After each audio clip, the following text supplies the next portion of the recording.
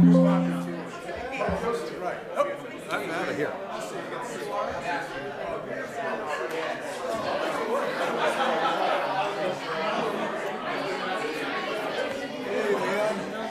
Nothing but fun.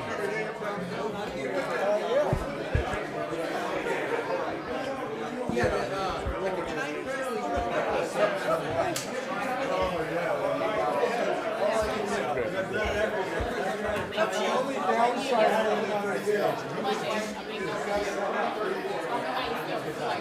I know.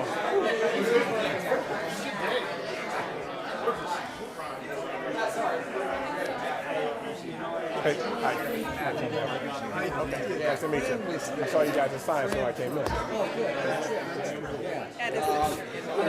Email that we sent you. I got the connection to you after. Okay, all right. We'll talk. Fantastic. Thank you. Where did, Sweater fish. I saw that. I said, like, where's your picture? Me and Dave were together on that.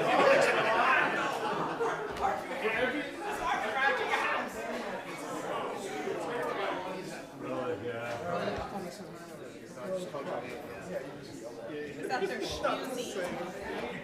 Sorry I'm late, but I had to break for I know. I believe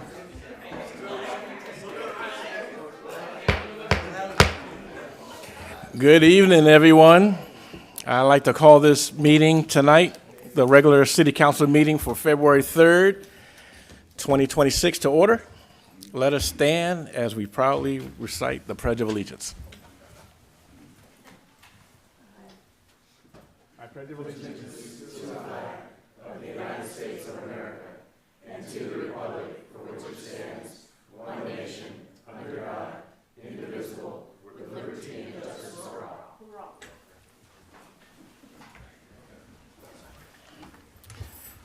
Thank you, Madam Clerk. Would you kindly do roll call, please? Yes. Councilmember Brando Cruz. Here. Councilmember Melissa Lamatina. Here. Councilmember David Oro. Here. Vice Mayor Mark Joseph. Here. Mayor Pierre Washington. I'm here. Report on closed session, confirmation of reportable action. When you're ready, Ms. Highsmith, can you please share your report on closed session? Yes, thank you, Mayor. The council met in closed session this evening with legal counsel to receive a briefing on a matter of existing litigation, Orchard Partners versus City of American Canyon. The city council provided direction to legal counsel. No action was taken. The second closed session matter was one item of anticipated litigation. Again, the council received a briefing from legal counsel and no action was taken. And that's the end of my report, Mayor. Thank you. Thank you. Moving on to our proclamations and presentations. Tonight we have one proclamation, no presentation. And I would like to call up those who will be receiving the proclamation for Black History Month. I will read the proclamation and I will offer time and opportunity for those who may want to speak of the importance of Black History Month. So those who will receive, don't be bashful.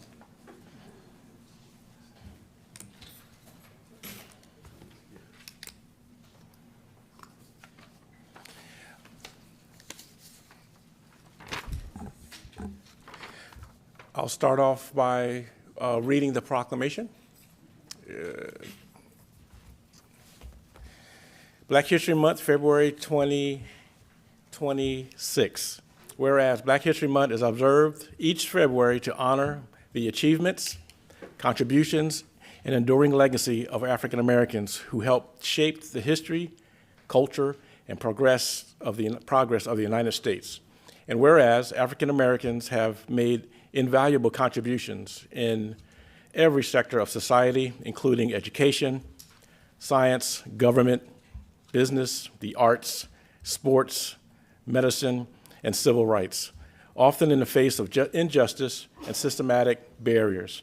And whereas the recognition of Black history is essential to fostering understanding, equity, and respect, and to acknowledge both the struggles and endured and the resilience demonstrated throughout generations. And whereas Black History Month provides an opportunity for our community to reflect on its importance of inclusion, justice, and equal opportunity, and to recommit ourselves to building a society where every individual is valued and empowered to succeed. And whereas the City of American Canyon celebrates diversity as a strength of our community and strives to promote dignity, opportunity, and belonging for the residents of all backgrounds. Now, therefore, be it proclaimed that I, Pierre Washington, the Mayor of American Canyon, on behalf of the City Council, do hereby proclaim February 2026 as Black History Month and urge all residents to observe this month by learning about, celebrating, and honoring the rich history, culture, and contributions of African Americans.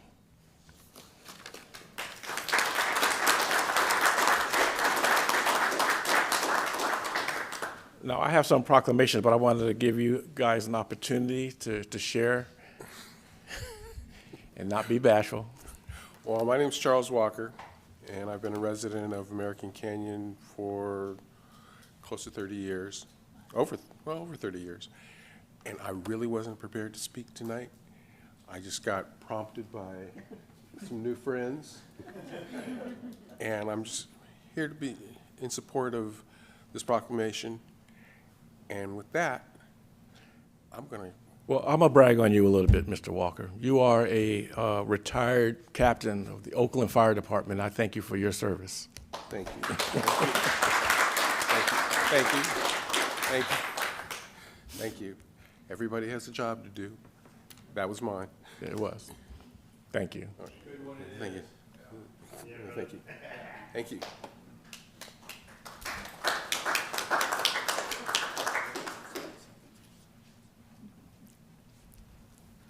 Good evening. First of all, thank you, Mayor Pierre Washington and the council for the proclamation. I'm here tonight. I was able to get away for a few moments, and I'm doing my cultural need for my family. After taking care of my husband, God works in mysterious ways. He did wait until my husband went home to be with him before my mother became sick. So I'm back to back. You may be missing me in the community, but just know I'm doing what African Americans do. I'm doing what Black families do. I'm doing what we do when it's time for us to take care of our families. We step up. We may not be able to do those things that we are accustomed to doing with others in the community because it's time for me to spend with my family. So I came by just to say hello and goodbye. Thank you, Brenda.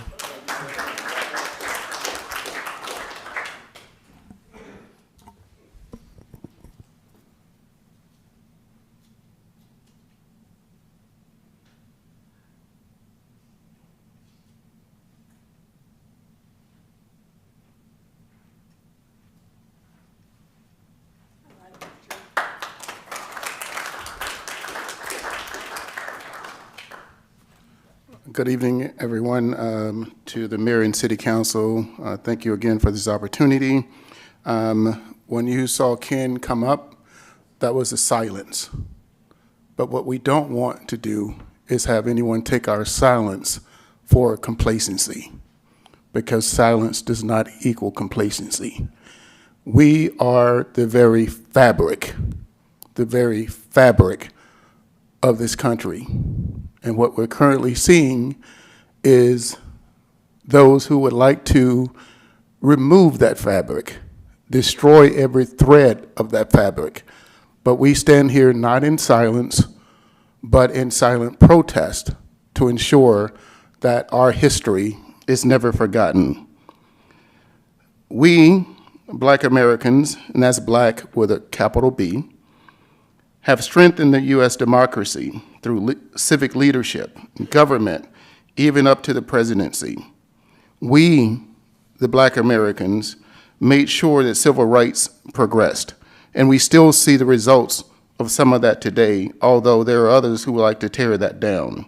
We, Black Americans, are inventors, we're scientists, we advance medicine, transportation, technology, including breakthroughs in blood transportation, in banking, GPS, and space exploration. We Black Americans have served proudly in the military. I myself am a retired reserve officer in the United States Army. We have also participated in the economic and labor impact in this country. From entrepreneurship to labor organizations, Black Americans have driven economic growth and workplace protections nationwide. Through art and culture, Black artists, writers, and musicians have profoundly shaped American culture, influencing global music, literature, and visual arts. And we're doing all of that here in American Canyon. And so we wanted to be here tonight. Others could not be here for one reason or another, but we wanted to be here, the Black men of American Canyon, to represent and to show that the fact that we're here and we're making a positive contribution to this city. We have, we will forever do that. Thank you. Thank you, Orlando. We're going to take a picture with everyone. And I want to say that Black history is not just something that we read about, it's something that we live every day. So, Mr. Mayor, before we take a picture, we would like to share a video with the audience first. We put this together in honor of Black History Month. I was born and raised in Philly. I came from an inner city environment. I'm a product of a white mother, Black father, and I grew up in a time when that wasn't really accepted. But over time, I realized that I had a quality that drew people together from both sides. You know, at my age, I think of people like Martin Luther King, and I think it's important to understand the past, but even more so important to embrace that past and know that we need to do something moving forward that's positive. We need to have a society that's more united versus divided. One of the things I admire about Martin Luther King was he always preached about peace, you know, and he was always civil in what he was trying to do. I have a dream. My poor little children will one day live in a nation where they will not be judged by the color of their skin, but by the content of their character. I have a dream today. I mean, it's all about serving people. It's all about, you know, giving back. I enjoy it. I enjoy giving back.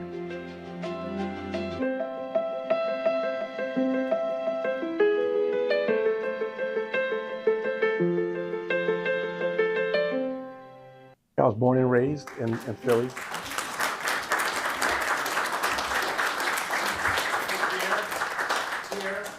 Can you please mention that our first mayor, Ben Anderson, was our first mayor. He was a Black man. Yes. Correct. And he was supposed to be here tonight. I just want to make sure. I know you were talking about our history. Oh, no, we knew that. I know you do. I know, but there are people here that may not know that. Thank you for. And I just wanted to make sure because we're seeing this. And Ben Anderson is a good friend of mine, and he was our first mayor in American Canyon. Yes, thank you for illuminating that. Thank you. First appointed mayor, first elected. Yes. There we go.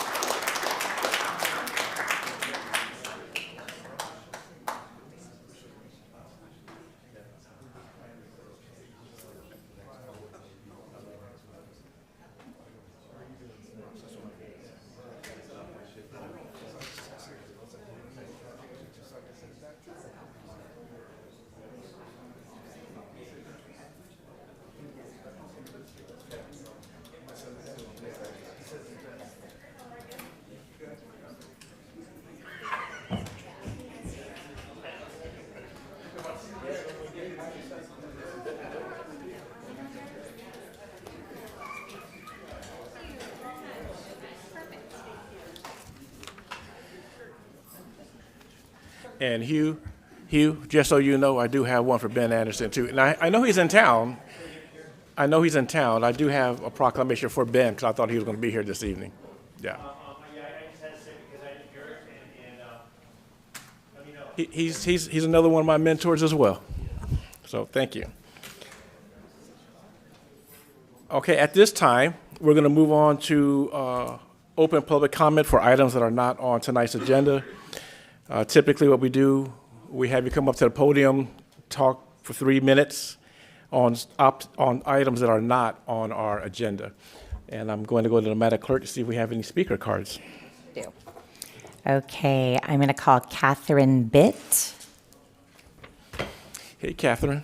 And I believe you have some handouts from Catherine at your dais. Right. Good evening, Mayor Washington and members of American Canyon City Council. My name is Catherine Bitt. I'm a senior at American Canyon High School, ASB Vice President, Co-President of Napa Schools for Climate Action, and the current Youth Commissioner serving on the OSATS Commission. As our schools and governments recognize their obligation to protect our safe and healthy futures, please remember that now, more than ever, it is critical to provide strong climate leadership. Young people are especially vulnerable to climate breakdown. Please dedicate yourselves to restoring a safe and healthy climate for us while there is still time. Climate restoration is a critical factor in how we will end the climate catastrophe. If we just reduce our greenhouse gas emissions to net zero by the 2030 net zero deadline or later, as the international community proposes to do, what do we do with the existing atmospheric pollution that remains? This is where climate restoration comes in, as its reliable, scalable, and durable sequestration can lock existing carbon dioxide pollution away for millennia. Knowing that climate restoration can take us to a world of complete sustainability has been an incredible light of hope for me, alleviating my personal climate anxiety and motivating me to work on such an incredible project such as House Resolution 1563, introduced by Representative Mike Thompson in Congress in 2024, and now House Concurrent Resolution 46, which he introduced in the 119th Congress last July. In November, at the invitation of the Napa RCD, our Napa Schools for Climate Action team led a 1-hour workshop at the California Association of RCD's annual convention in Sacramento. We are grateful for RCD's resolution and enthusiastic support of the Congressional Climate Restoration Resolution, as it emphasizes the importance of leveraging natural carbon sequestration methods, mostly marine-based, and supporting emerging technologies to help achieve this critical goal. As Napa Schools for Climate Action continues to grow, we will remember leaders like you who choose to prioritize the needs of their community. As Congressman Thompson's 2024 Climate Crisis Champions, we understand the effort and dedication it takes to make positive climate action. Please continue the positive momentum. In doing so, you will help us realize our dreams of a safe and healthy future for many generations to come. Thank you. Thank you, Catherine. Alexander Gallegos.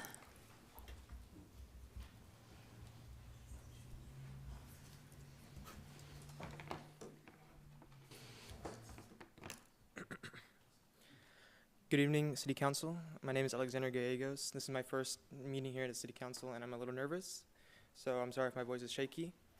I'm a junior at New Tech High School, and I'm a new member here for the Napa Schools for Climate Advocates, and the reason I joined this was because I feel like there's not a lot of help right now in the moment that the world is in to support climate. And I wanted to join this group to advocate for that. And I'm seeking out new members in my school since I'm the only member in my district to help with this group. I am grateful for being here today and would like to ask that you consider a resolution to endorse our Congressional Climate Restoration Resolution, introduced by Congressman Mike Thompson, which calls for the removal of heat-trapping greenhouse gases, specifically CO2, of the pre-industrial levels below 300 ppm by 2050. This date is extremely important in detail, as the next few years will present critical junctures in our climate systems. Many of Earth's tipping points, including the melting of Arctic sea ice and the collapsing of the Atlantic meridional overturning circulation, are being passed as we speak. And without a doubt, will have huge cascading negative effects on our climate and ecosystems for centuries to come. Given these terrible prospects, it is of utmost importance that every person and organization, big and small, is aware of the urgency of our climate emergency, so we can act fast and shape a safe and healthy climate for future generations. Recently, Napa RCD and Napa County Board of Education passed resolutions endorsing our Congressman's climate restoration resolution. In their be if further resolved clauses, they specifically called upon Napa County and its cities and towns to endorse House Concurrent Resolution 46 and take action to restore the climate by stabilizing greenhouse gases concentrations at pre-industrial levels. I deeply appreciate your climate leadership and urge you to pass a resolution endorsing House Concurrent Resolution 46. Your commitment will benefit our schools and far beyond, not only by educating our community in climate crisis, but also providing solutions. Thank you very much. And Alex, you did great. Okay. Matthew Beeston.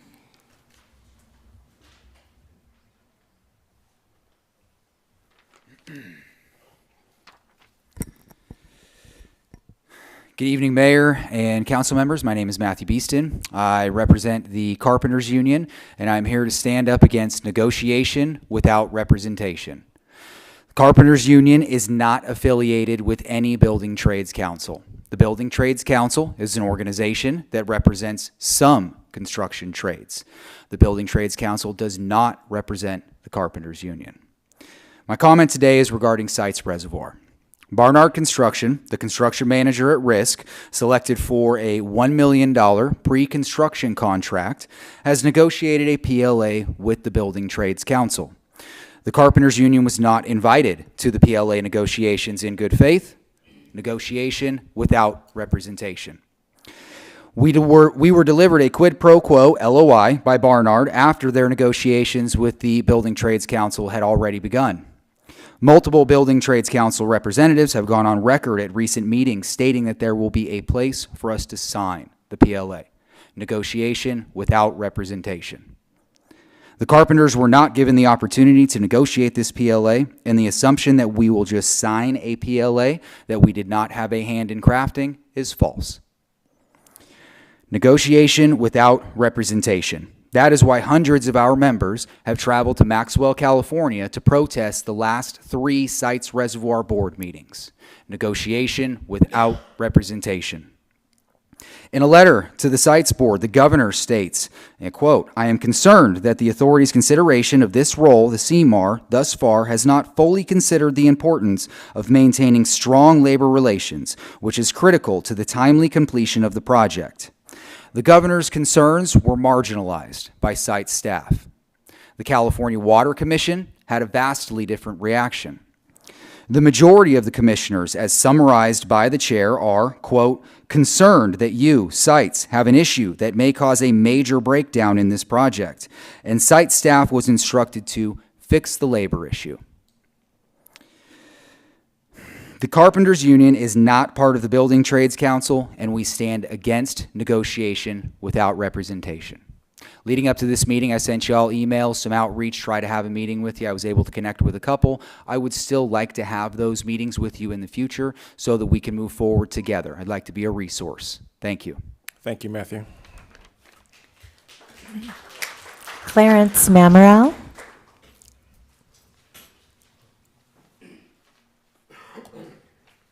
Oh, good evening, Mayor and City Council members. My name is Clarence Mamarel.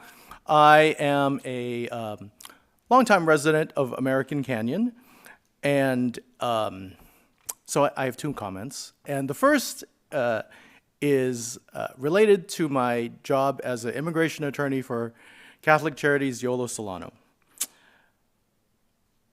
We all know that there's been some things happening on the national level that we all know about.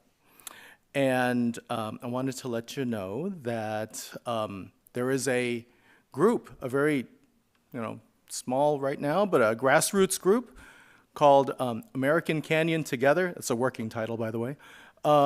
Still figuring that out.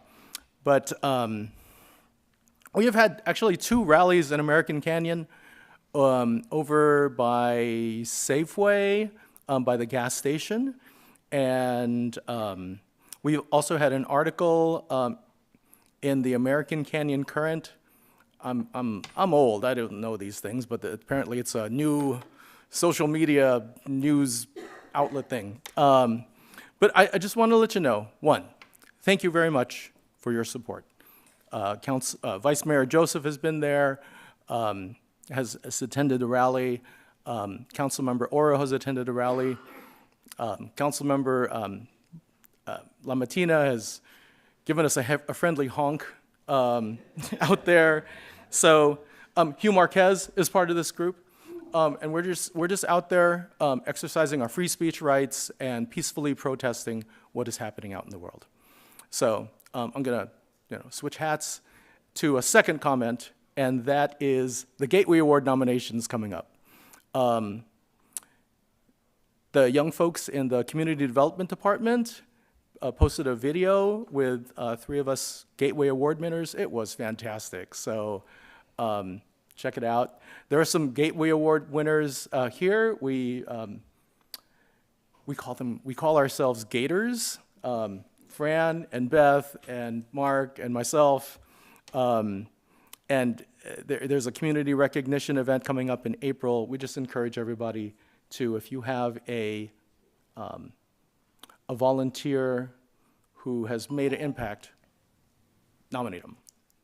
Thank you very much. Thank you, Clarence. Yvonne Baginski.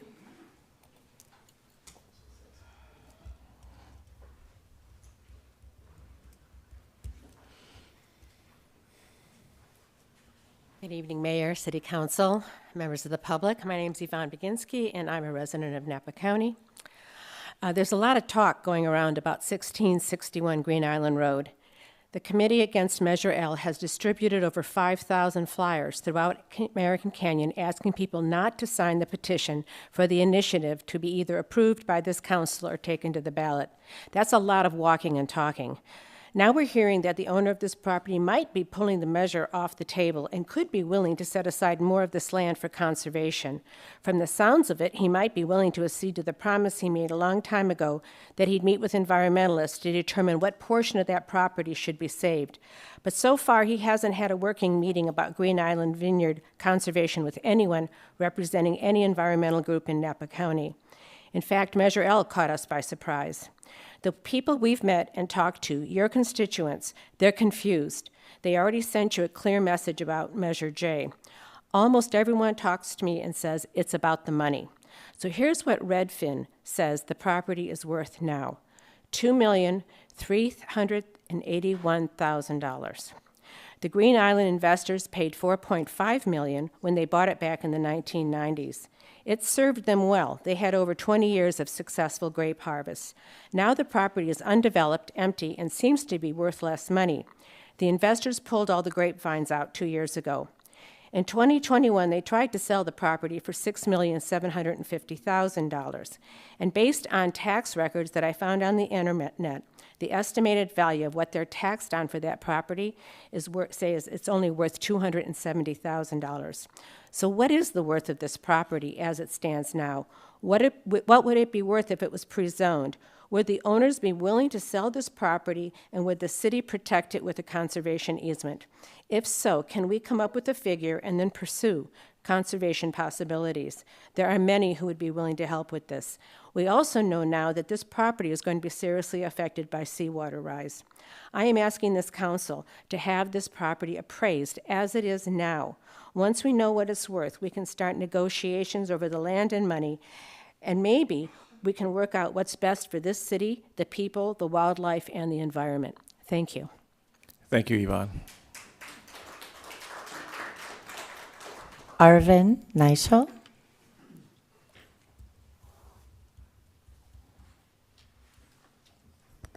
Good evening, Mayor, council members, and friends.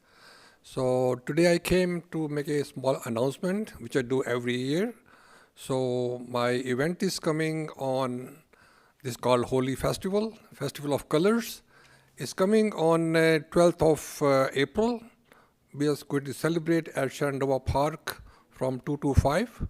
So I encourage everybody should come over there and enjoy the event. And it's a really good event, and kids like it, everybody like it. So to make this event great, you should put on your social media all the time that we are celebrating this event in American Canyon. Because in other cities, there are coming about 500 to 1,000 people come over there. But in my city, in this one, American Canyon, only maximum 100 people show up. So if we advertise in our social media or in the newspaper or somewhere else, I put the flyers there, I put everything there. But we should encourage people to come and enjoy this event. So this is summertime, and it's a very good time to go do it in the Shenandoah Park from 2 to 5 on the 12th of April this year. So we'll celebrate before that also with the city having a cake. We'll do that definitely. So thank you very much for inviting, and we'll love to see you there on that day. Thank you. Thank you very much. Thank you, Arvin. Hugh Marquez.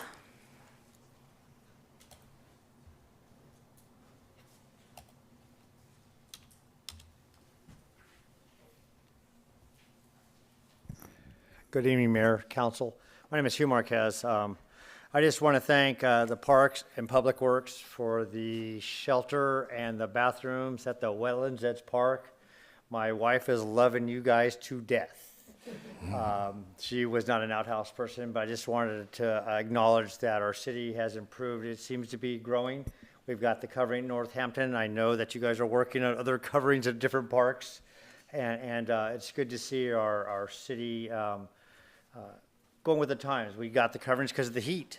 The heat, we have 100-degree weather during the summer, and we realized that we needed coverings for it, and it was good to see the council push for it.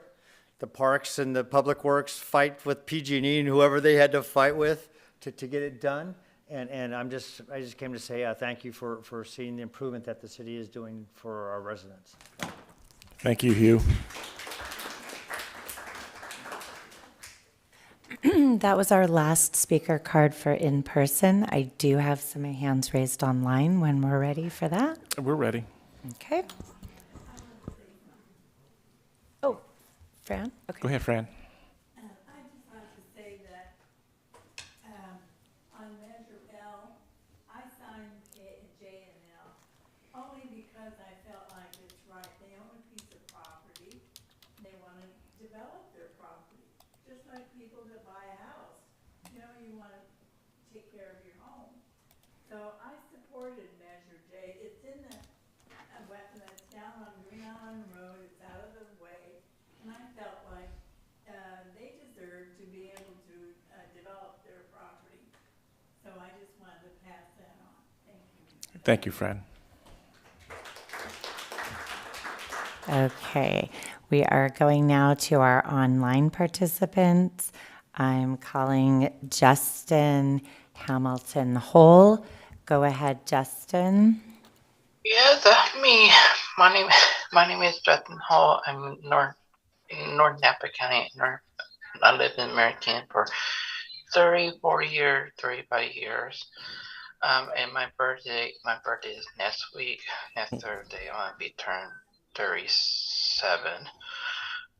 My question is, thank you so much, Melissa, swing by my house. Thank you so much. And I do want to see. I can't wait to see what's gonna happen. I think tonight we're gonna be hearing more about Highway 29 door that we need to update Broadway Highway 29. I think it's tonight.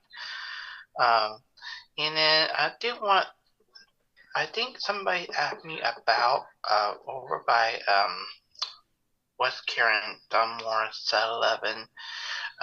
We need to put that little more sidewalk that people can walk to Walmart area.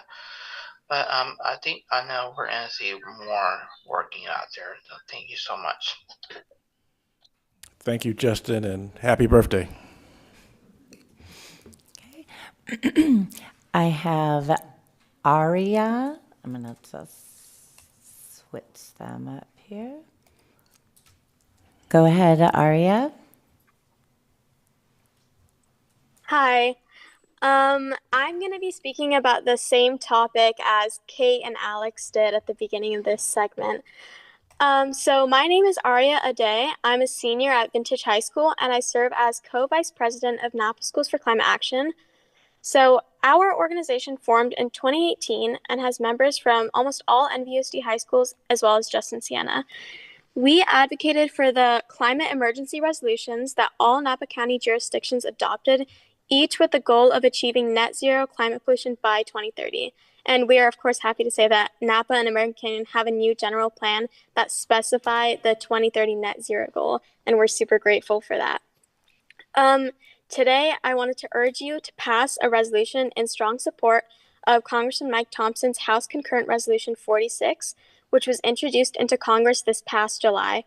It expresses the sense of Congress that the United States is committed to ensuring a safe and healthy climate for future generations by actively restoring the climate. In general, it states that we are in the early stages of a climate emergency that is already inflicting massive economic damage, loss of life, and societal disruption. Even if all current Paris Agreement pledges are fully met, global warming is on track to exceed 3 degrees Celsius, an outcome that risks irreversible collapse of natural and socioeconomic systems. Emissions reductions and adaptation, while essential, are no longer sufficient. The IPCC's sixth assessment report from 2022 states that limiting warming to 1.5 degrees Celsius requires the removal of 100 to 1,000 billion tons of CO2 this century. Large-scale carbon dioxide removal, moving beyond net zero to negative emissions, is now unavoidable.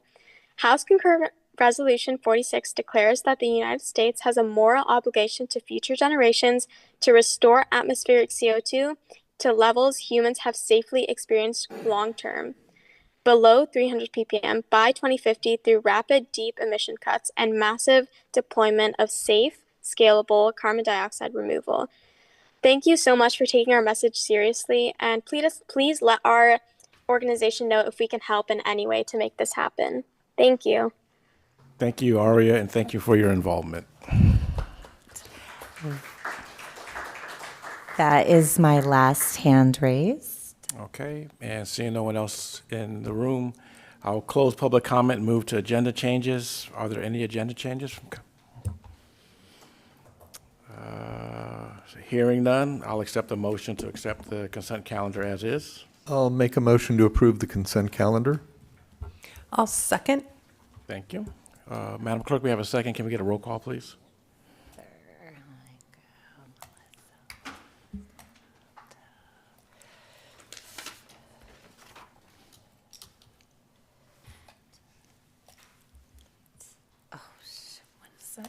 Sorry.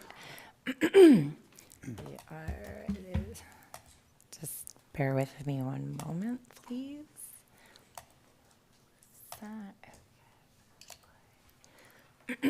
Councilmember Cruz? Yes. Councilmember Lamatina? Yes. Councilmember Oro? Yes. Vice Mayor Joseph? Yes. Mayor Washington? Yes, and thank you, Teresa. We'll move to public hearing. We actually do not have anything on public hearing for tonight, so we'll move on to business items. We have one business item, item number 7, State Route 29 Corridor Improvement Project, and we have a representative from NVTA. Good afternoon, Mayor Washington, Vice Mayor Joseph, and members of the council. My name is Grant Bailey, and this evening, I'll be presenting on the SR 29 corridor project, but let me bring it up first.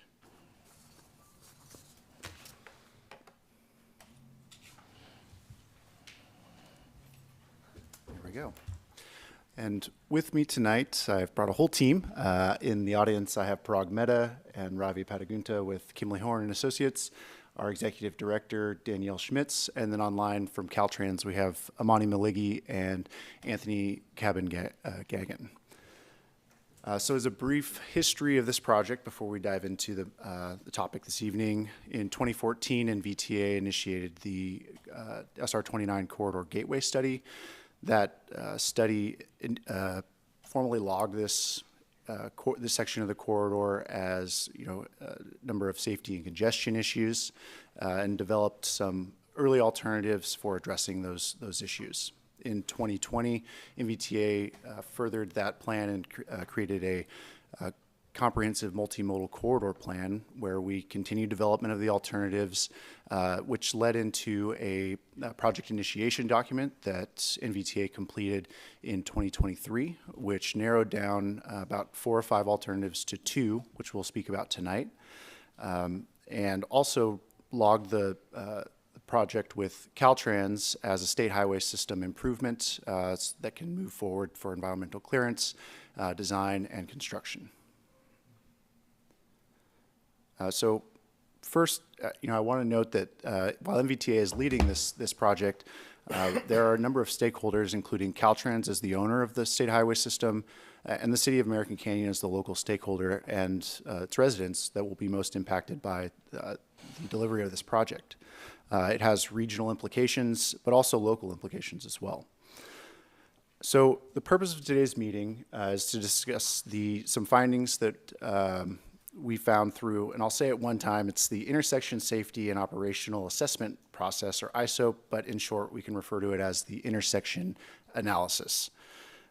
This analysis was completed in December 2025, and what it showed was one of the 2 alternatives significantly outperformed the other when it came to traffic operations. So as far as traffic flowing through the corridor, one alternative was much better. This caused the project team to step back and review the project at a higher level and do a larger alternative analysis where we compared the project on about 9 or 10 different criteria. And I'll speak to both of those a little bit more here, but I'll give a little bit more background on the project first. We've also presented this to the NVTA Board of Directors on December 21st, and pending feedback we received today, we'll be presenting again to the NVTA Board at our December 18th meeting. So the project purpose and need.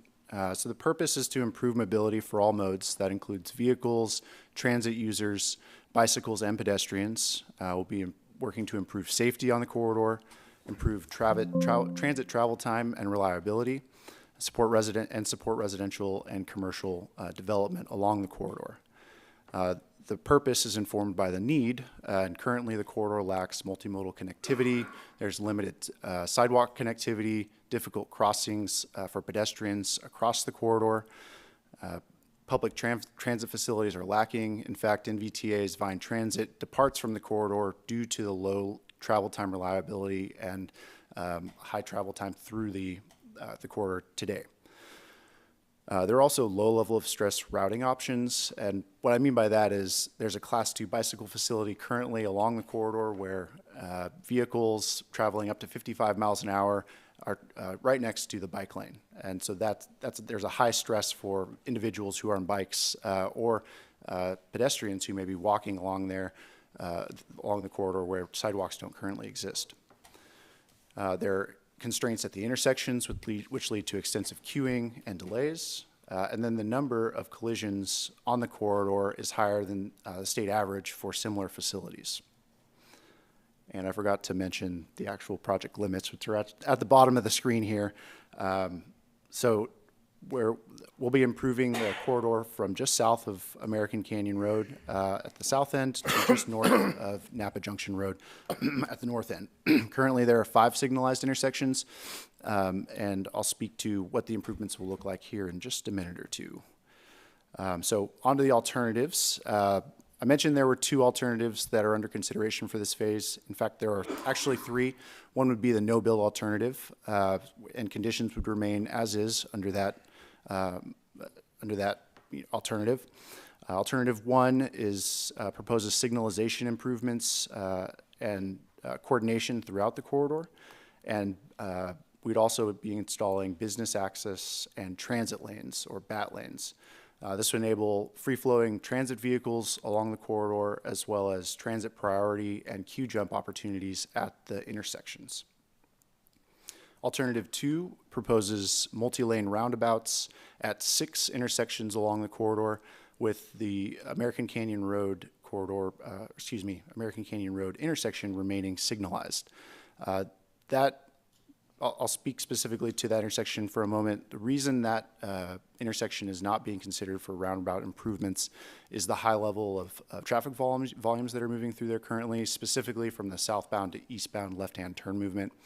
When you start introducing a roundabout at that level of traffic volumes, it typically leads to congestion, and we don't want to worsen conditions on the corridor.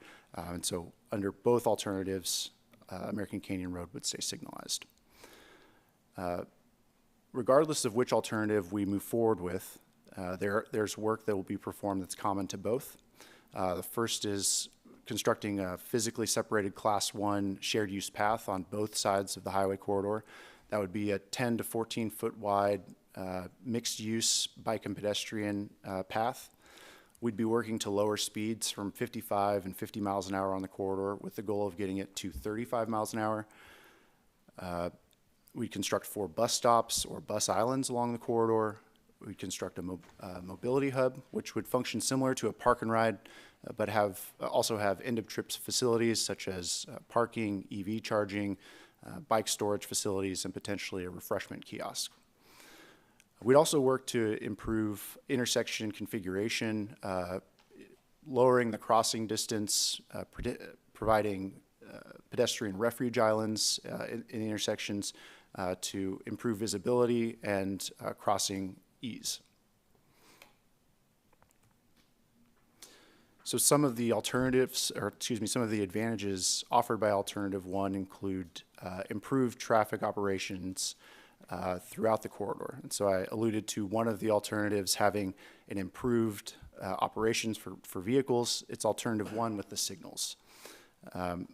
Transit reliability would be improved with the business access and transit lanes, as well as the queue jump lanes. As far as right-of-way goes, there would be a limited right-of-way take required to construct this project or construct this alternative. It would be limited to private property corners, but would mostly be constructed in the existing right-of-way. Additionally, this project would not induce any vehicle miles traveled or VMT through construction. In summary, Alternative 1 supports transit reliability, emergency response times, limited right-of-way impacts, and improved mobility for all modes, including bikes and pedestrians. Advantages offered by Alternative 2 include potential reduction in injury collision. There is a higher, Alternative 2 carries a higher crash reduction potential, but that's not to say that both alternatives don't provide safety improvements. By reducing the speed limit, we should see safety improvements under both alternatives. Alternative 2 specifically provides reduction in a specific type of crash at the intersections, being the T-bone type crash. Also, at the public meeting that MVTA hosted here at American Canyon City Hall in April of 2025, there appeared to be a public sentiment or preference for roundabouts, as roundabouts carry the perception that there's improved traffic flow, which is true.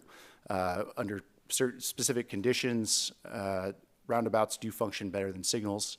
Unfortunately, what we're seeing is the traffic volumes that travel through SR 29 don't support roundabout improvements. So Alternative 2 supports potentially reduced incidence of collision, as well as improving mobility for all modes, similar to Alternative 1.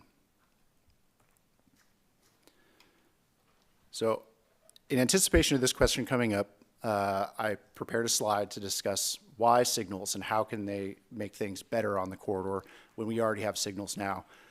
And I also want to note that under Alternative 1, we'd be adding 2 signals to the corridor at Crawford Way and Poca Way and South Napa Junction. So that would be a total of 6 signalized intersections, or 7 if you include American Canyon Road.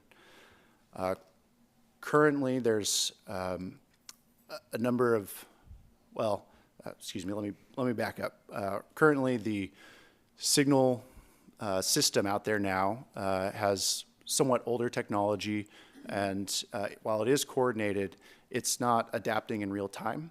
And so as part of this project, we'll be replacing all of the existing signal infrastructure on the project and adding 2 signals that will ensure communication between all those signals while also utilizing new technology with traffic sensors and cameras that combined with new software to have real-time coordination and adjustments to the signal timing, which allows for optimized signal timing, resulting in reduced delays and less congestion.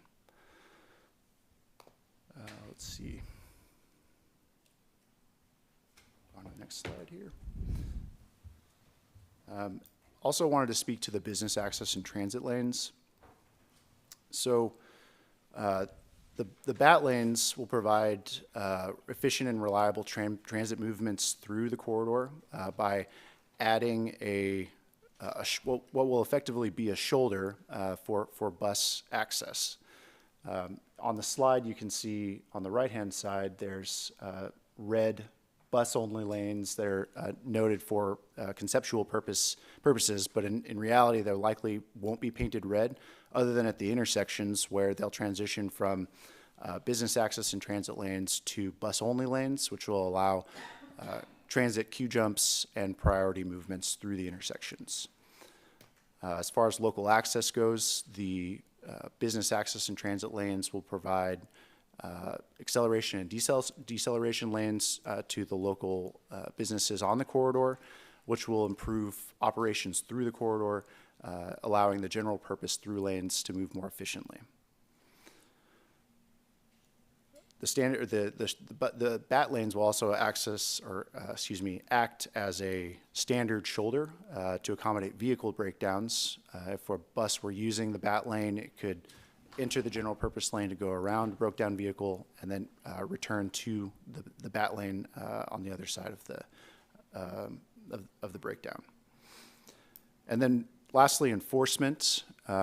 It's not NVTA's intention to create new constraints on the corridor and add additional personnel that need to monitor for compliance. Our approach would be technology-driven, utilizing technology that's currently available through signal-mounted cameras for enforcement, as well as deploying cameras along the corridor to ensure compliant use of the bus-only lane, or excuse me, the bus and business and transit access lanes. And then looking forward, as NVTA increases service through the corridor, there's also an opportunity to mount cameras to our buses to site vehicles that are using the bus-only lanes at the intersections. And this technology is currently in use in San Francisco and Alameda counties. All right, so on to the intersection operation evaluation results. There's a lot going on here, so I want to first direct your attention to the bottom of the screen and talk about level of service for a moment. There's 6 categories of level of service, A through F. A through D are acceptable levels of service, with D being having an intersection at capacity, and E and F are unacceptable levels of service with either poor or failing operations through the intersection. These are defined by average delay experienced in seconds of delay per vehicle at each intersection. Acceptable levels of service correlate to up to 55 seconds of delay at the intersection, and anything above 55 seconds constitutes an unacceptable level of service. So looking at the table here, on the far left, we have the 6 intersections that are under consideration for improvements. The second to the left column shows the current conditions on the corridor. And so that's 3 of the 6 intersections currently failing. Also, just a little orientation, the first letter shown in each column is the AM peak hour condition, and the letter in parentheses that follows is the PM peak hour condition. So moving on to alternative 1, there's 2 years listed there. 2030 is our anticipated opening year for this project, And then the design year, which this project is designed for based on Caltrans design requirements, is 20 years later in 2050. You can see immediately in the opening year of 2030, under the signalization improvement, we elevate the level of service for the entire corridor, taking those intersections that are currently failing into an acceptable level of service. In the design year, there's a slump back to a few of the intersections beginning to fail in at least the PM, if not both peak hours. By contrast, alternative 2 would immediately decrease the level of service for almost every intersection along the corridor. And by 2050, every intersection would be failing at least in one of the peak hours.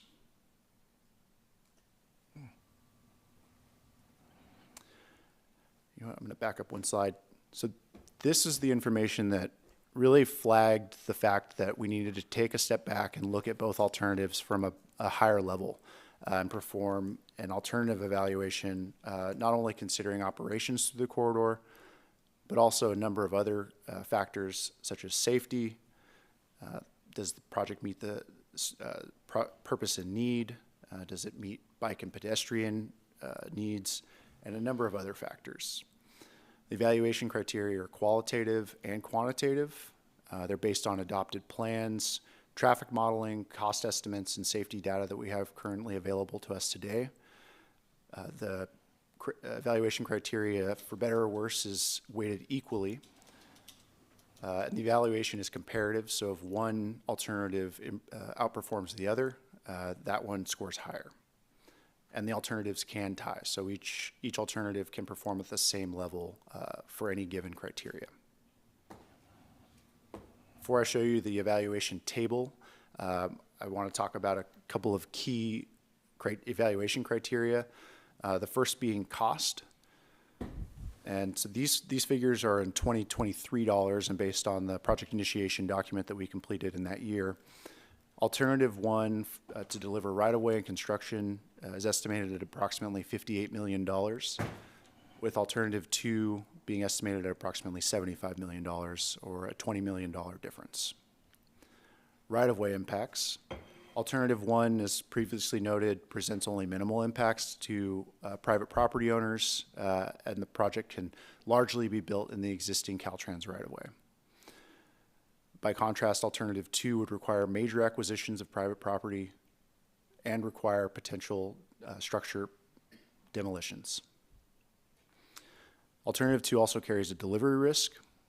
There's currently limited use of 3-lane roundabouts in California, and there are no examples in California of the configuration proposed along this corridor, with multiple consecutive roundabouts shortly spaced out. Because of the spacing of the intersections on the corridor, there's the potential that this alternative could also induce vehicle miles traveled, which would result in mitigation requirements and could significantly inflate the cost of the project. And so here are the evaluation results. I won't walk through every single one of them, but I'll leave them up here for about a minute so that the audience and the council can review the analysis that was performed.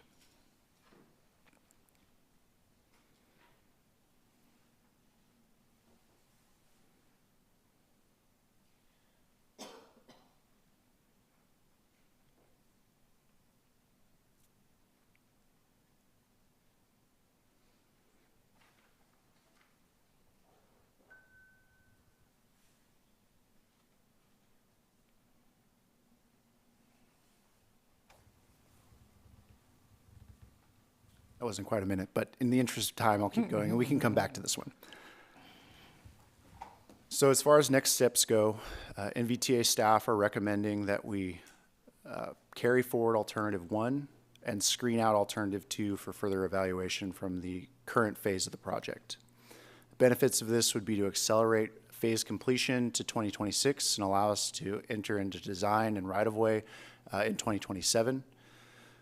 It would also limit the use of additional resources to further evaluate environmental and engineering studies under Alternative 2. That concludes my presentation. I'd be happy to answer any questions and receive feedback from the council on the proposal. Thank you, Grant. And if, just for the interest of time, can you turn it back to that one so everybody can still absorb that one? Great presentation. I always like your presentations, so they're really good. 3 questions for you before I move it on to the councils for their questions and clarification.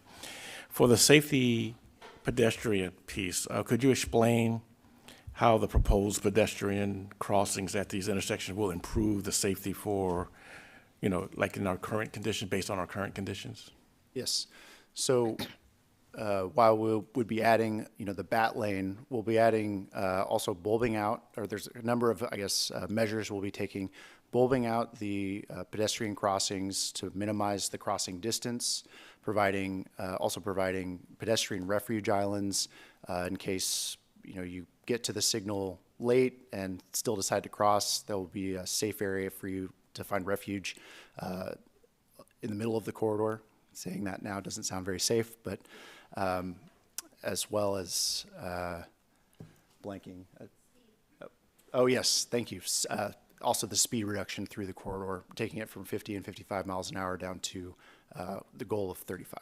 That's good to know. That's good to know. Now, you mentioned the business access for the business bus operations. How will access by nearby businesses be maintained? How do you maintain, that part for the buses to pull out to? Who's going to maintain that, and how that's going to be maintained?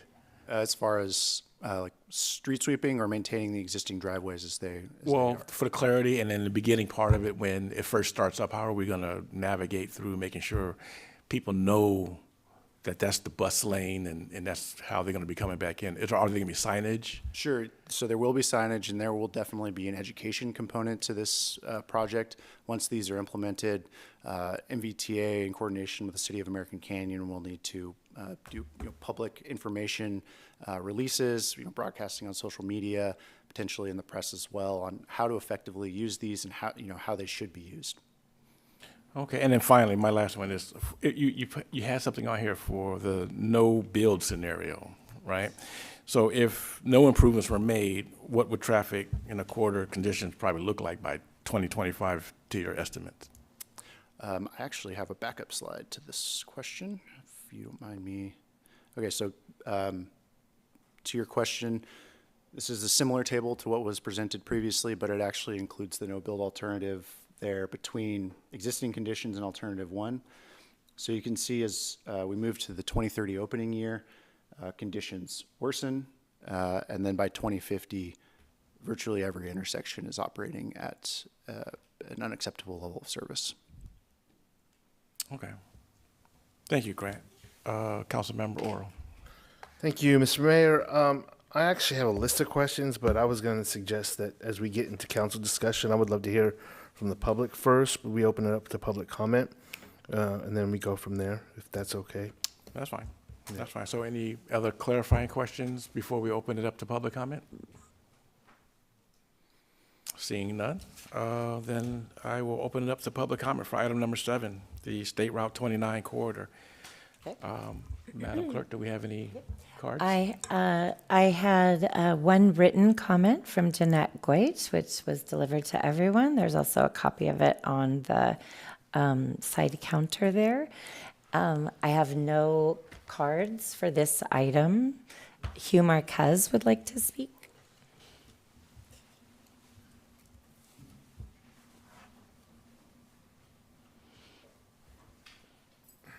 Good evening, Hugh. Good evening. For years, we've heard about the roundabouts. NVTA was very persistent about roundabouts, and I'm glad to see that that's sort of going away because the properties that were around those areas were a concern to the property owners and what the costs were going to be for that. When we talk about the smart lights and the technology, are you talking something similar to that I've seen in other cities where if no one's there, it's green, it doesn't turn red, and then it goes when traffic comes? Is that sort of the philosophy of this smart system? I saw there's going to be a light at Crawford, which will be it's on my street. It'll be right there. at 35 miles an hour, has NVTA or Caltrans figured out that we'll be able to get enough of the people through during rush hour traffic? Because right now, at 55 miles an hour, it's backed up a long ways. And we're talking 2 more lights, and I understand that the idea of having it run smoothly, but when you're talking smart lights, can you explain a little bit more what that philosophy will be for me? I am just trying to figure out how you're going to get that traffic during rush hour, because during normal times, off rush hour, it seems to go pretty smoothly. If you go, there's times but the residents here, and we're getting more building. We are building more, and that is a concern for them. And I'm concerned about the 2 other lights. I like it because Crawford right now I have to sneak out when I have to. I'm just concerned about that. And if you could explain a little bit more how these smart lights are going to go to keep the traffic flowing. Because roundabouts, I know you don't like them, but I've been to many of them. They seem to work very well. I don't know if they'd work here. I'm glad to see you're doing the lights as an alternative, as a preferred alternative, and I hope the council will see that may be what is best for the city. Anyway, I just wanted to ask about that. Thank you.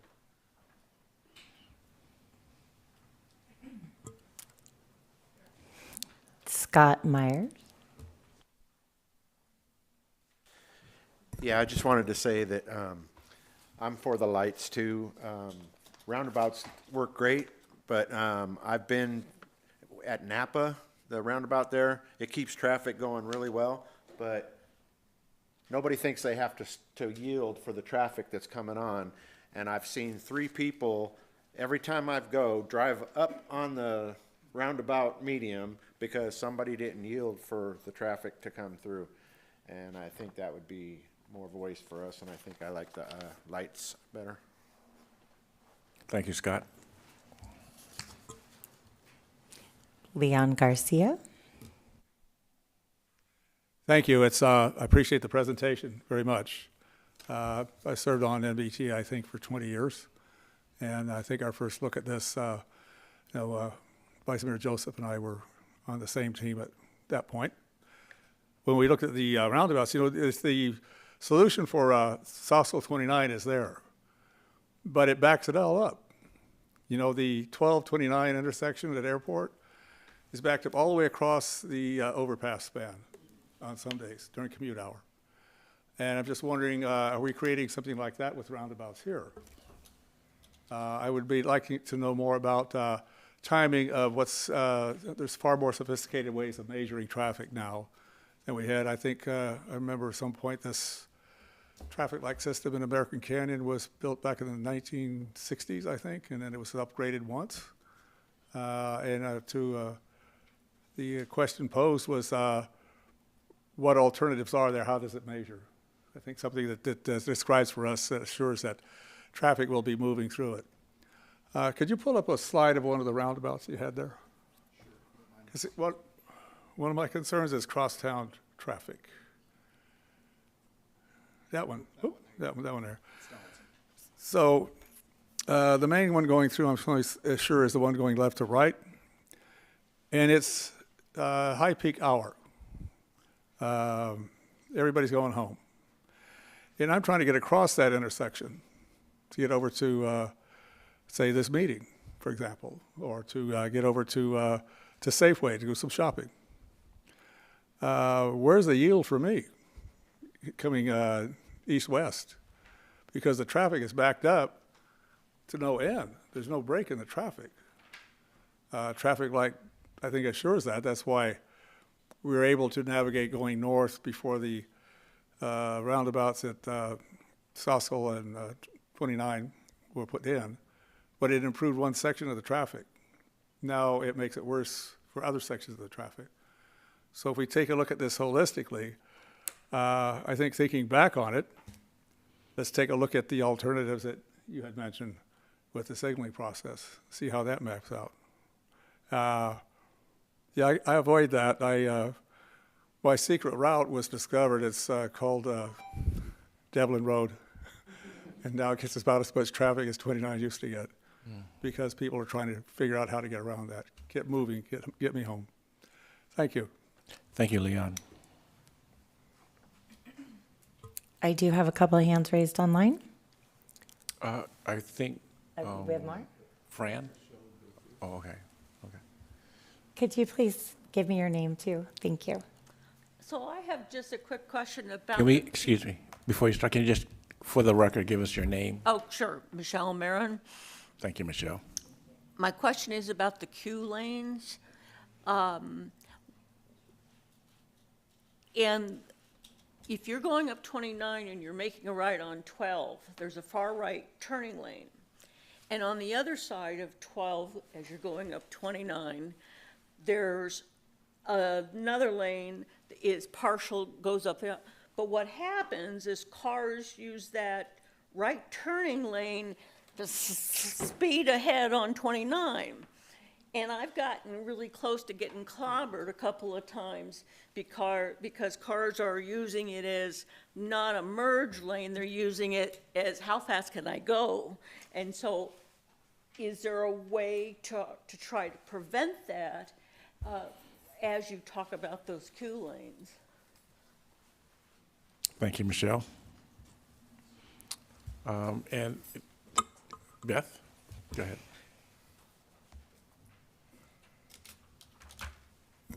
Good evening, Beth Marcus. I'm not sure what the resolve is around here. I've lived here for 48 years, and I remember when the traffic was going this way, going to Mare Island, and now it's the other way. But the roundabouts, I'm not too thrilled with them.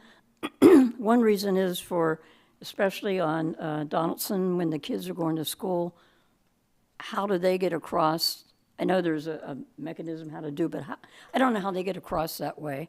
I'm more for the signals, although I don't like signals either, because for us who live here in Marion Can trying to get on the highway, you sit there forever and ever and ever. I shouldn't be up here talking because I should have a solution and not complaining.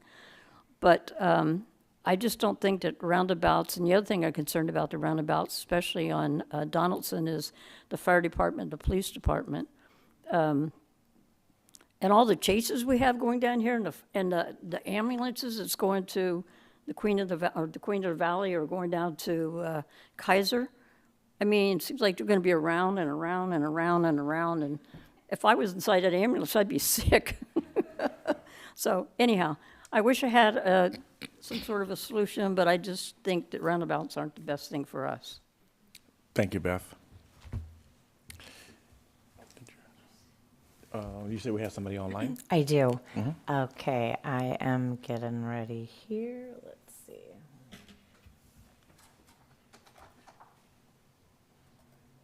I have Justin Hamilton Hole. Go ahead, Justin. Good evening. Thank you. Let the transportation in a transportation everybody.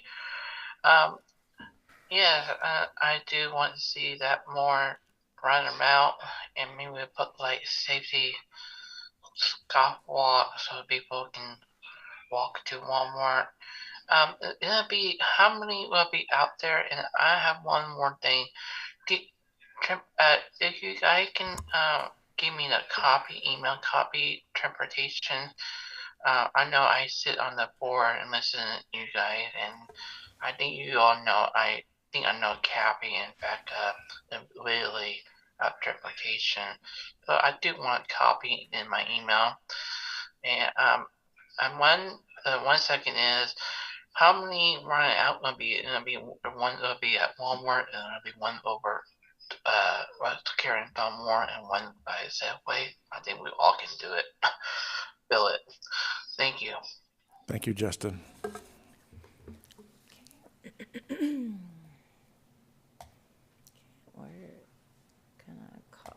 Okay, we have Karen Fritz. Go ahead, Karen.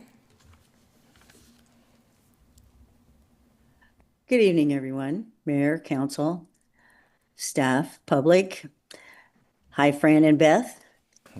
I have to agree. I think the lights are a better alternative than roundabouts. I still am a little confused as to why we couldn't get an overpass or underpass in at least one or two of those areas.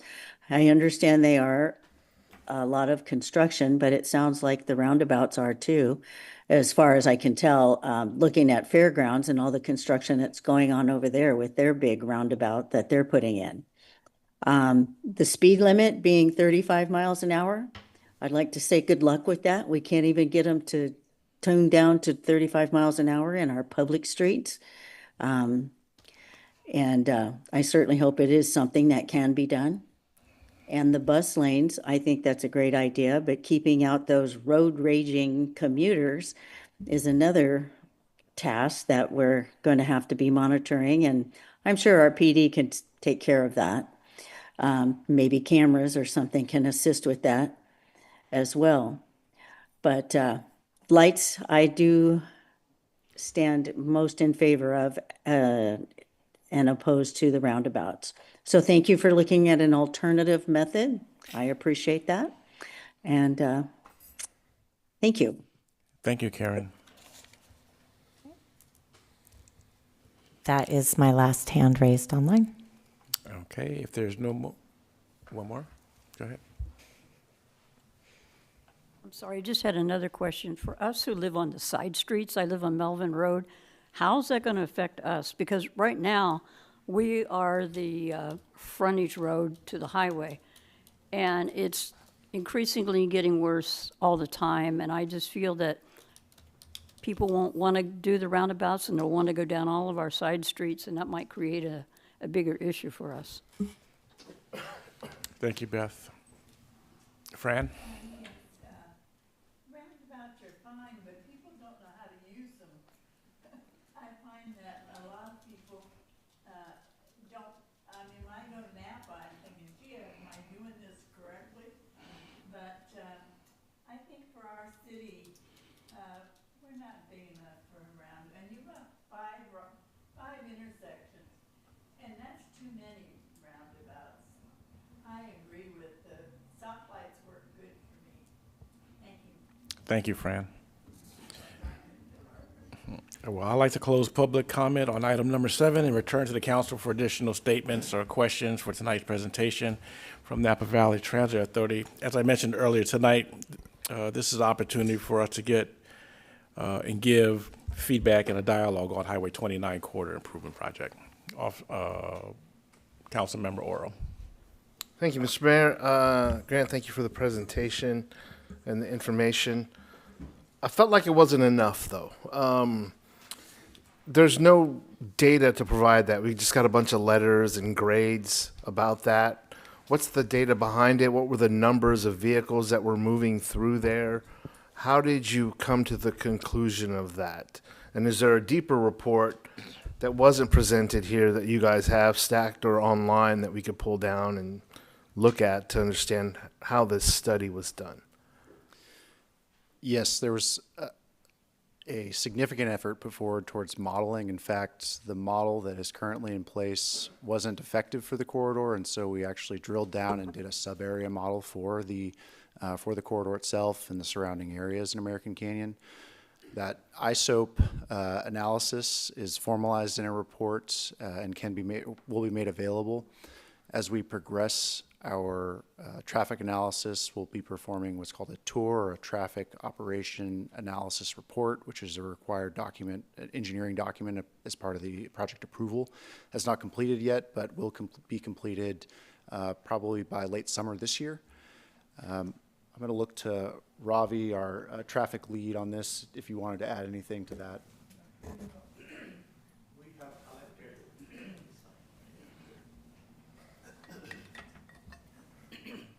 So to address we have provided an extensive data collection. Like in the morning, we collected the data from 5 a.m. to 9 a.m.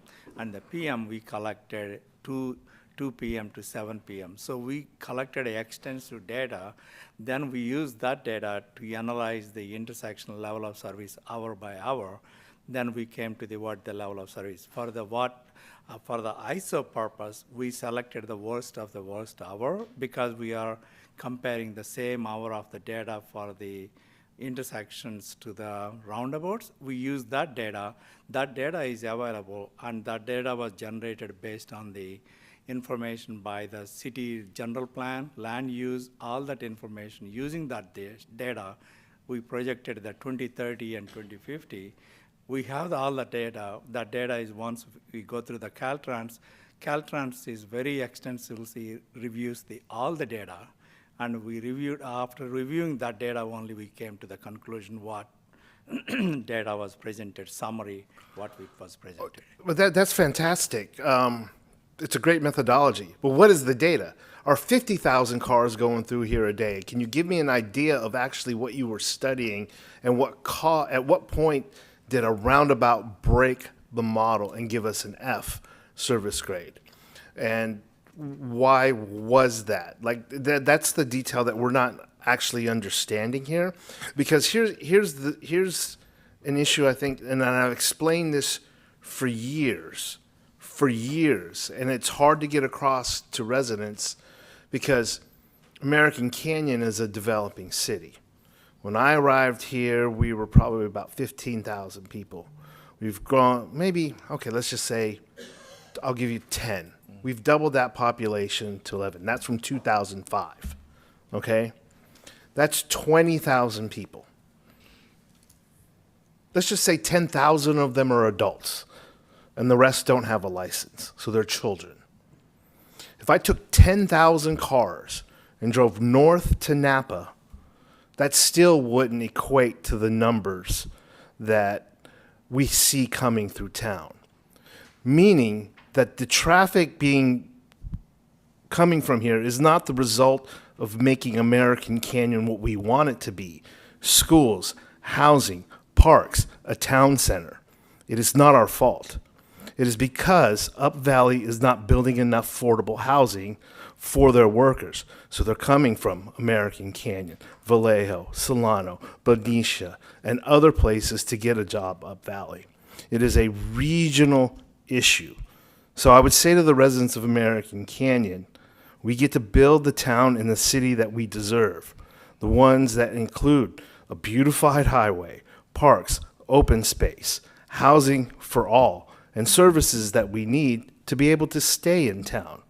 Unfortunately for us, we have a highway that is an economic lifeblood to the rest of Napa Valley. So let's not point the fingers at ourselves, but about a regional issue around here. So I want to make that clear. So what you're not telling me is what numbers were you studying at? What data did you have? You told me how you gathered it. I get that. What data, what did you see in your preliminary reports?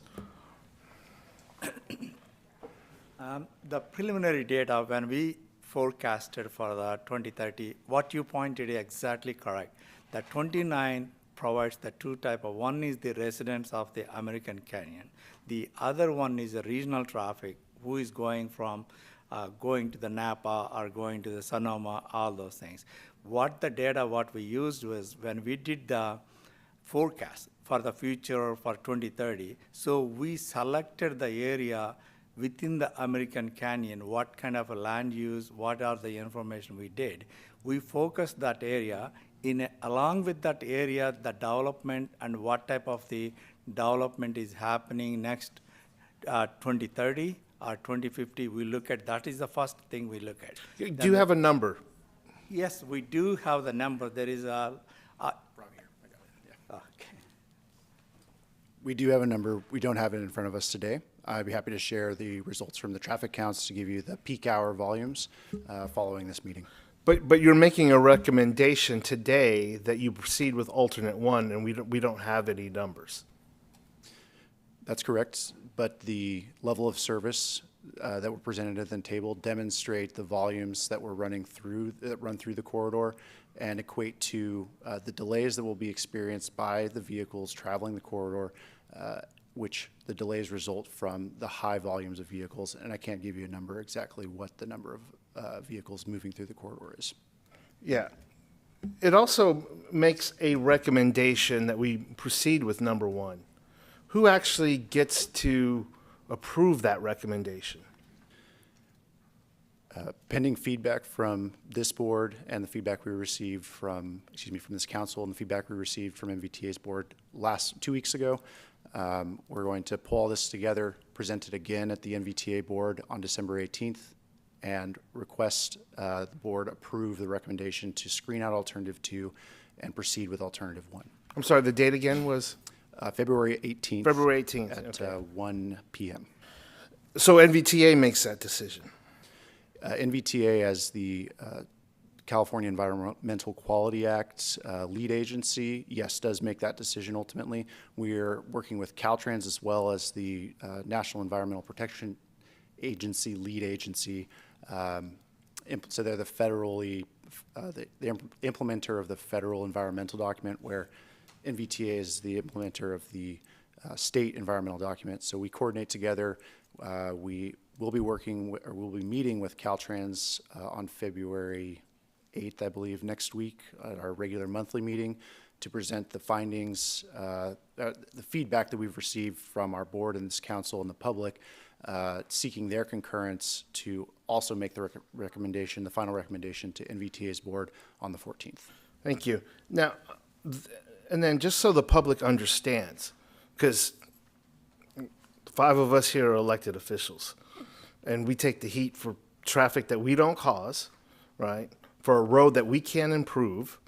What happens next after that approval process? And give us a timeline when actually something can be done here on this highway.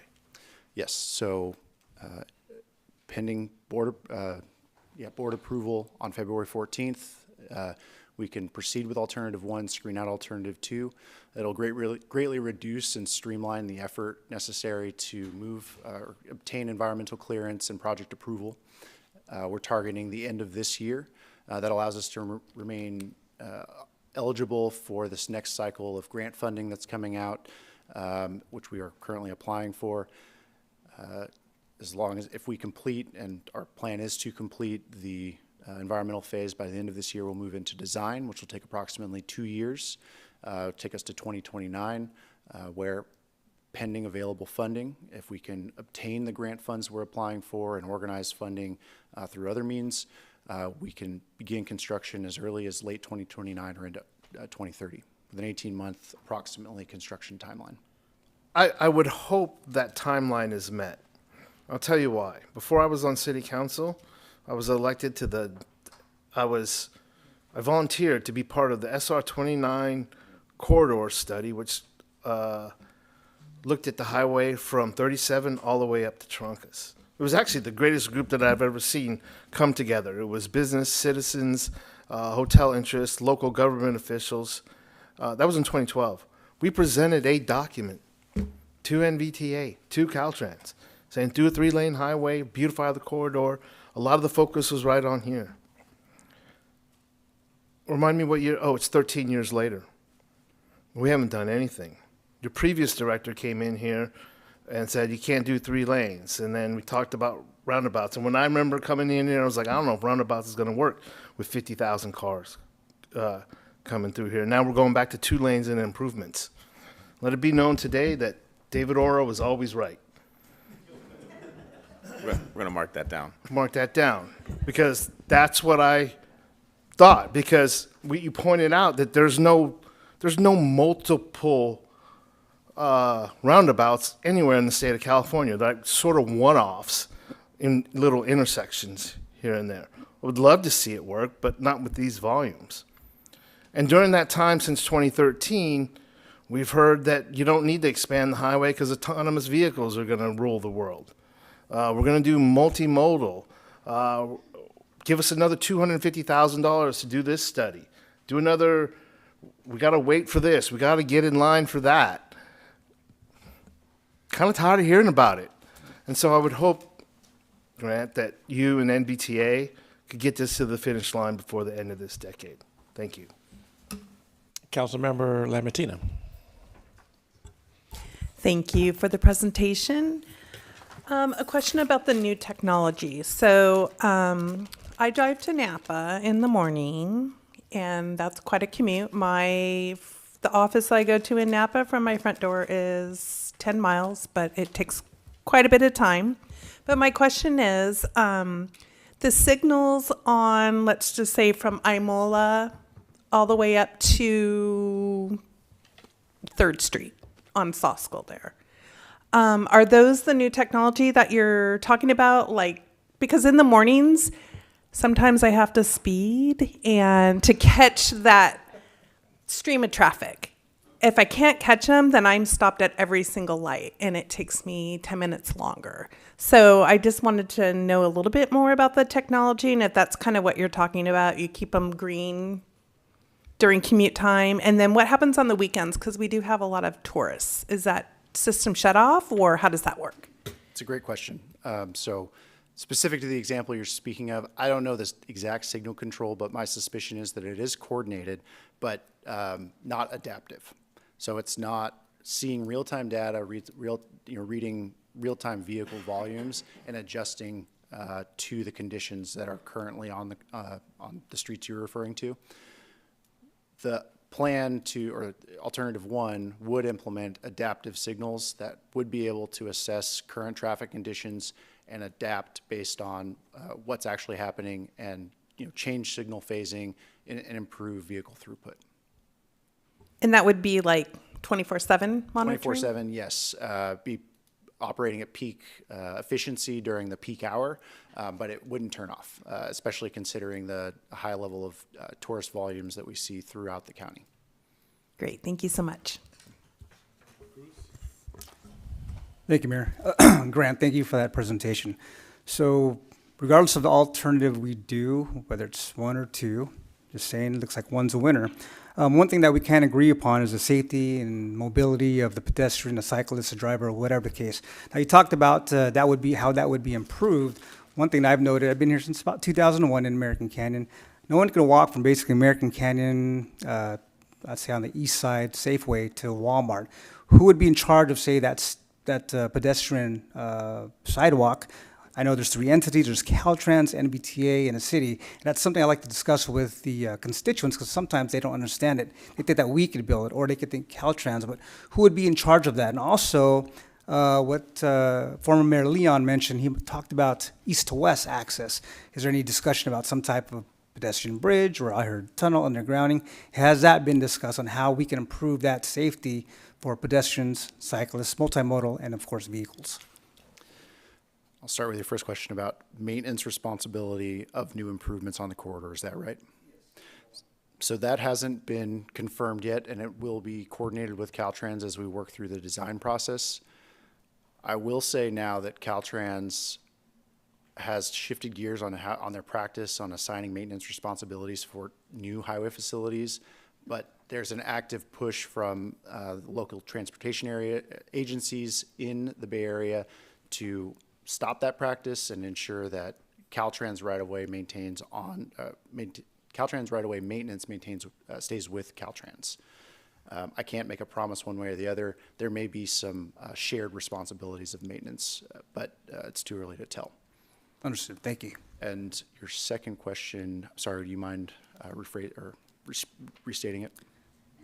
Well, I did talk about the access. We were talking about possible pedestrian bridges and sort.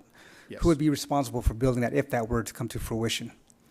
So that type of improvement is not considered under this project.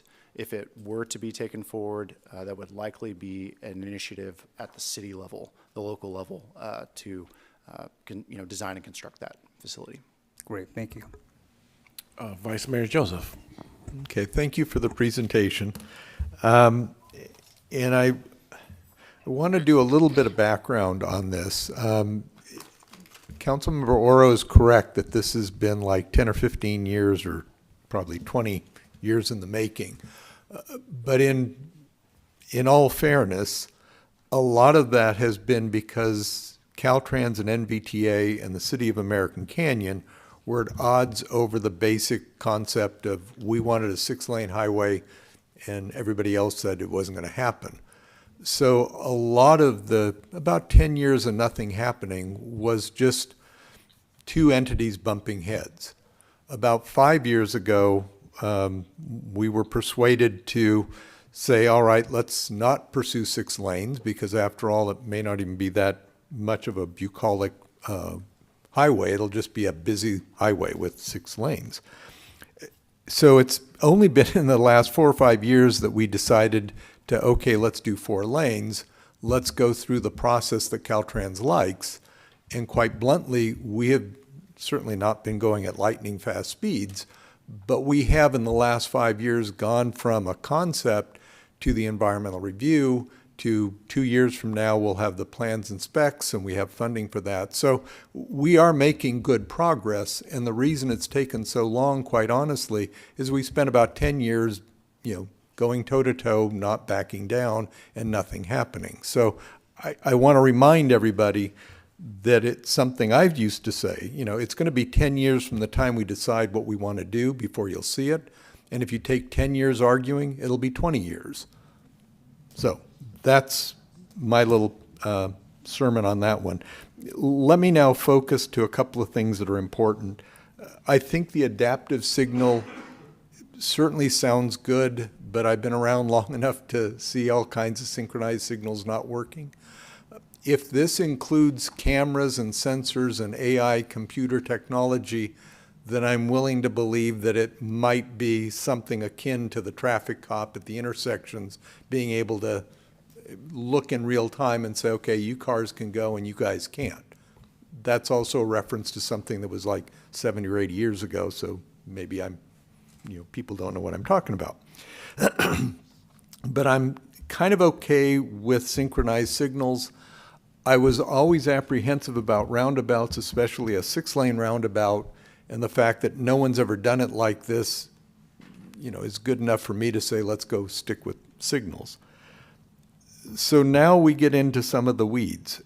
Is there going to be cabling that has the, wiring and all that, so that we start at, say, American Canyon Road and all the way up potentially to South Kelly? Because what I'd like to see is, even though that's outside the project area, if this really does synchronize the traffic flow, then we need to consider it all the way to South Kelly. So I would hope that we can figure out a way to at least get the conduit all the way to South Kelly. Because I think it will, if it works, it will be incredible.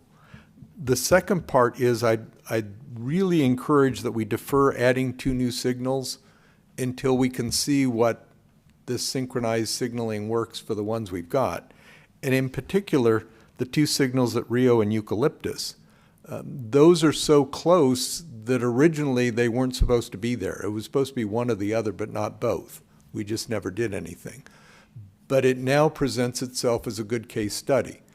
If you can have those 2 signals synchronized so that you don't have bottlenecks, then I'd be impressed and be gung-ho to add 2 more at Crawford and at Poco. But for now, I think if you can get, I think if we can use the existing ones and show how they work, then I could see adding 2 more. But to just go gung-ho and then cross your fingers is just too much for me to bite off on. So that's I'm okay with alternative 1. I'm okay with signalized intersections.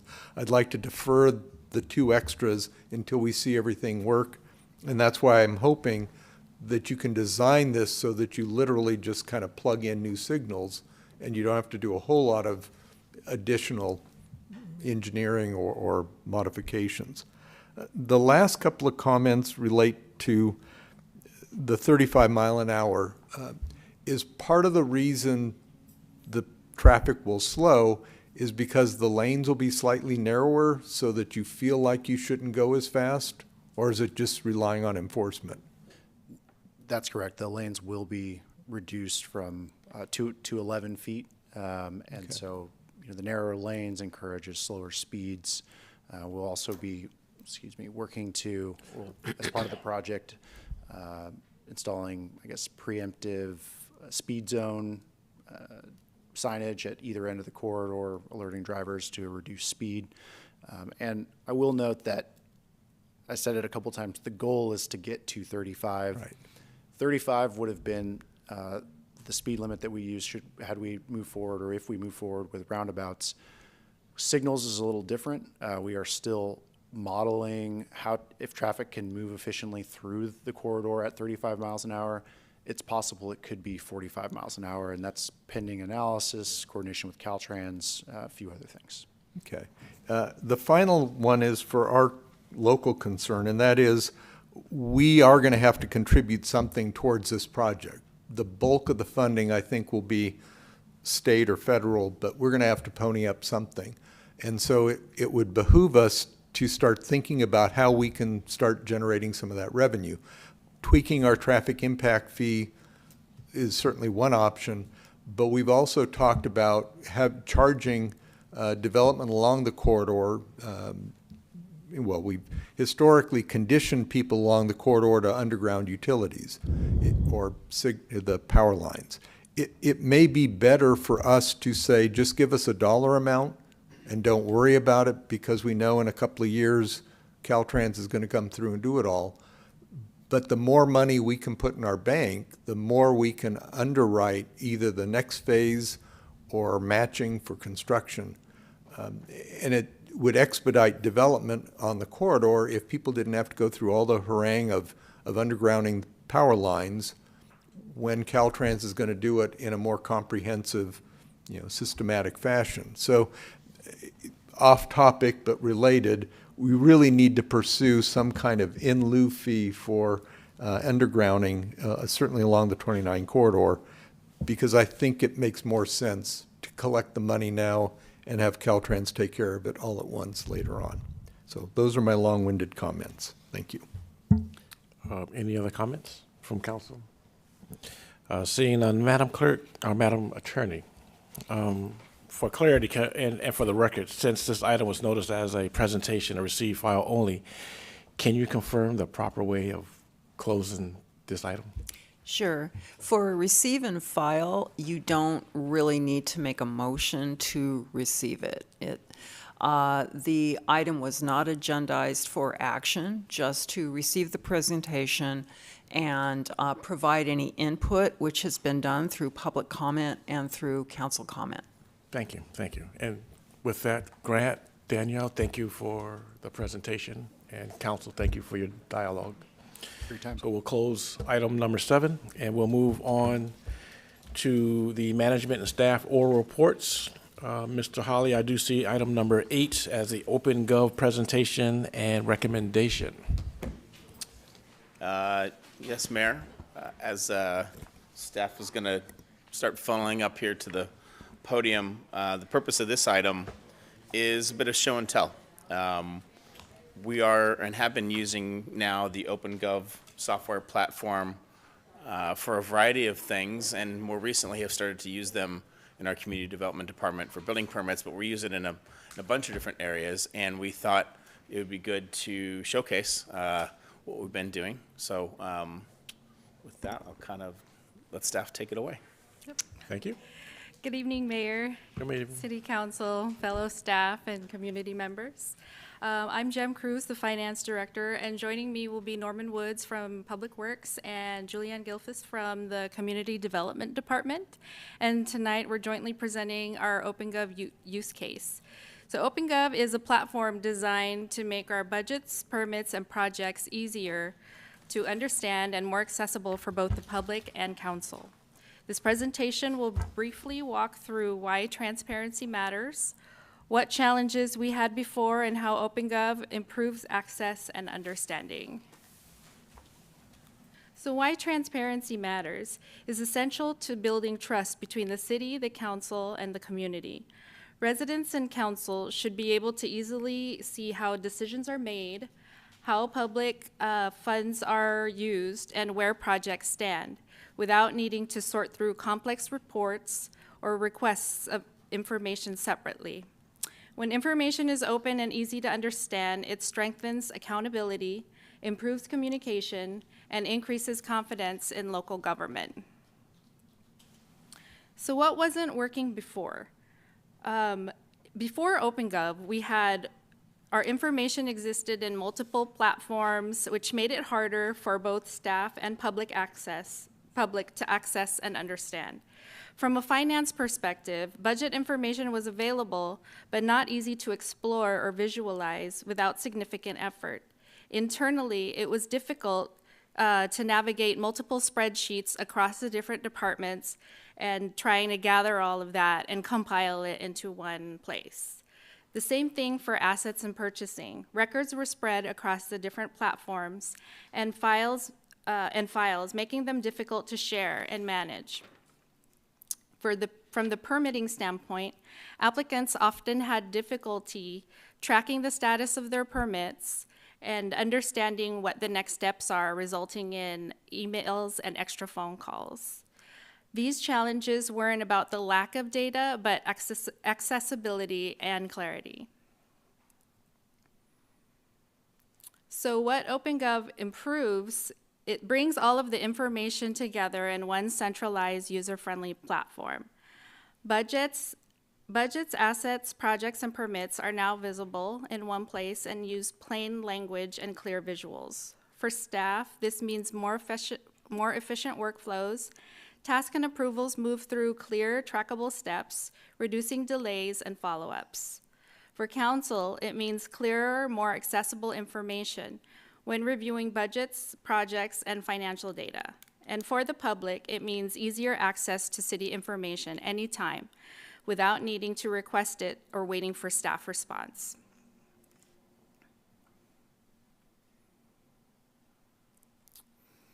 So in finance, we primarily use the budgeting suite and transparency reporting. OpenGov allows budget data to be presented in a way that's easy to read and easy to navigate. I'm going to show a demonstration of where you can find that on our website and how you can view the budget data.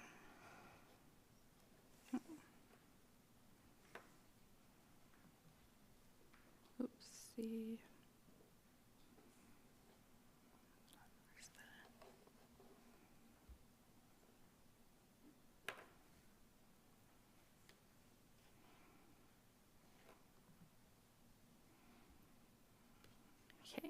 So at the end of this presentation, there will be it'll show a direct link on how to get to this page on the city website. All of the transparency websites are on here, and to get to the finance website, it would be this button here, the Receipts, Disbursements, and Fund Balance. When you click on that, it'll take you to our transparency portal, and on the side, there are the Receipts, Disbursements, and Fund Balance. That's where you can see where we are at in the current year and prior years as far as budget versus actuals. You can also see our online budget book where, so this one shows our current adopted budget, but as we go through the development process, and it goes through the different phases of the proposed budget, they actually appear on here in real time as we start adding proposals to the proposed budget year. You can drill down into here. Like for example, this is revenues, and so it'll show like all the different revenue streams, and you can see that property tax is our highest revenue stream there. You can also look at the different other budgets, such as the enterprise funds or the water, by just clicking on here. Well, let me see. Actually, let me go back. And then clicking on there, and you can even just type water on here if you want to see that. And then if you want to look at water operations, you can just click on that. And then it will show, let me uncheck the,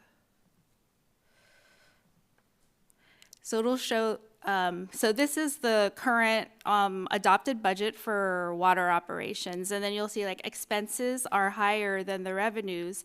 And if you click there, you'll be able to see that there's 5.7 million in capital projects. So the operations would be a balanced budget, revenue versus expense wise, but there are also like the capital projects that make it higher. And then you can go through all of the different budgets that way. Just a little thing about the receipts, disbursements, and fund balance.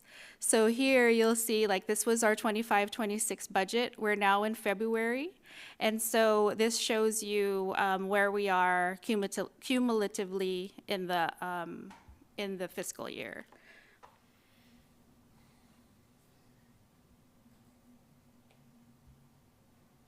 And that was something that weren't able to see before we had OpenGov.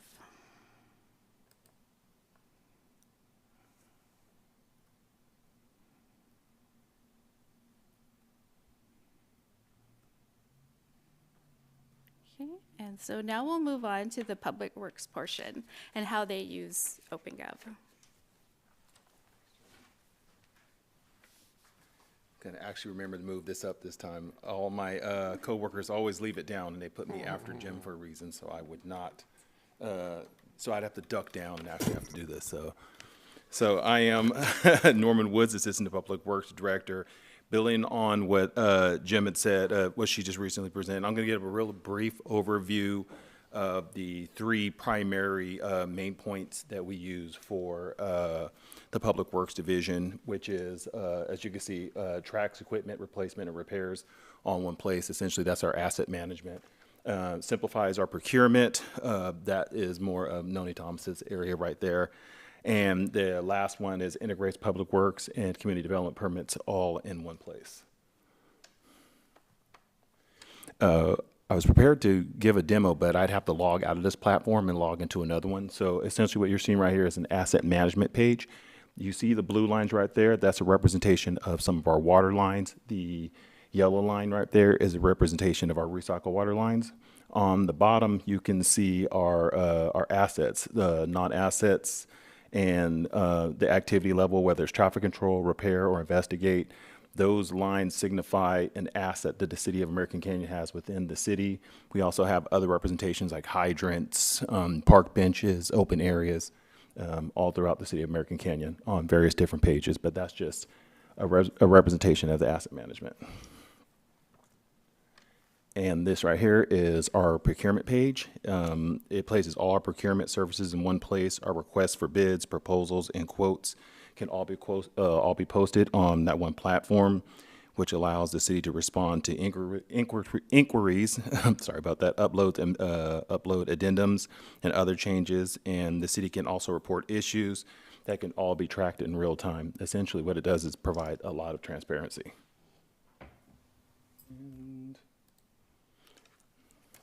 I don't want to click this.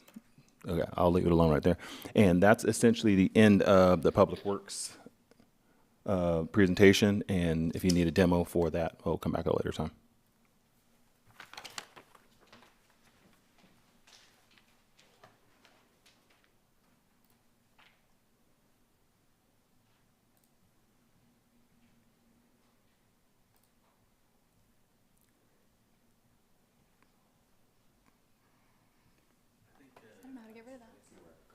There's nothing on here. This button here on the TV. Oh. Okay, thanks.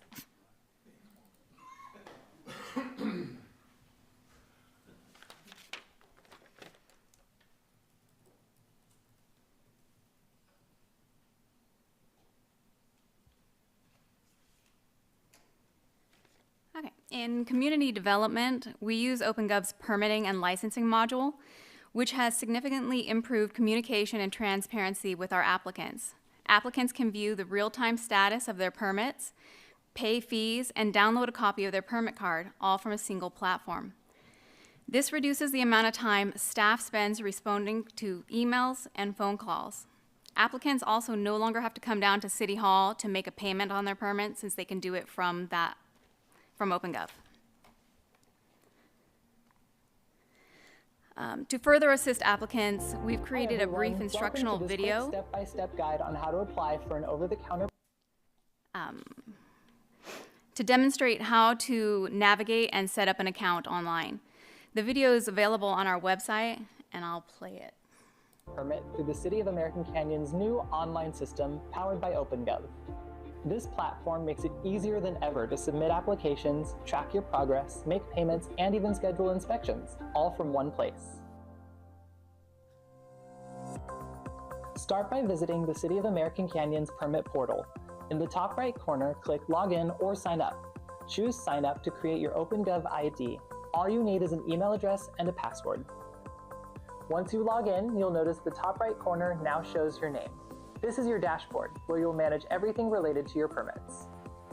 Next, you'll see a list of departments you can apply with: Planning and Zoning, Building, Public Works, Fire District, and Code Enforcement. Each department lists examples of the permits that they handle. For this tutorial, we'll walk through applying for a residential building permit over the counter. Click Apply Online to begin. The application walks you through a series of steps. Let's go through them together. Step 1. Confirm your contact information.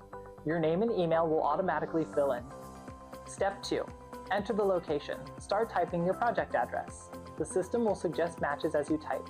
Select the correct one and property details will appear automatically. Step 3. Applicant information. Choose your role: property owner, authorized agent, contractor, or other. Step 4. Permit information. Answer questions about your project. Fields with the red star are required.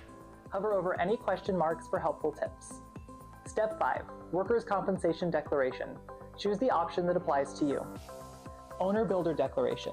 Select your response and sign electronically. Step 8. Owner's Acknowledgement and Verification. Read carefully, check all boxes, and sign. Smoke and carbon monoxide compliance. California requires you to confirm how many detectors you have when doing residential work. Step 10. Shared drive for attachments. You can share documents with collaborators here. Attachments. Upload all required files. Anything marked required must be included. When everything looks good, review your application and click Confirm and Submit. After submitting, you'll be redirected to your dashboard. Here you can view every permit you've applied for, see updates, track progress, and communicate with city staff.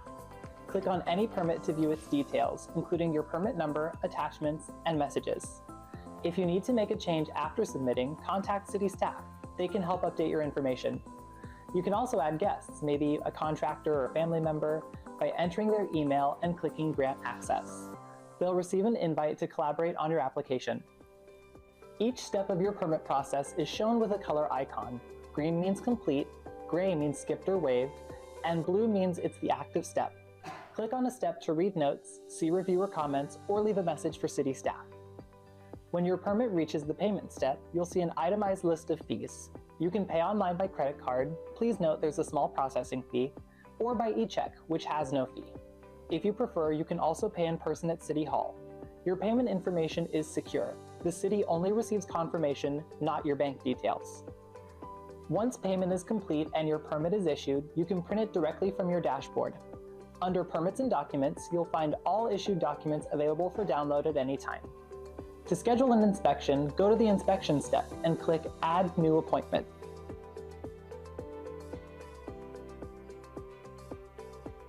Select your preferred date and time. Choose who will be present and leave any notes for the inspector. The status will say requested until confirmed by the inspector. It'll change to scheduled once confirmed. After the inspection, you'll see results like pass, fail, or needs corrections. Once your final inspection is approved, your permit will be marked complete, but it will remain visible in your dashboard for your records.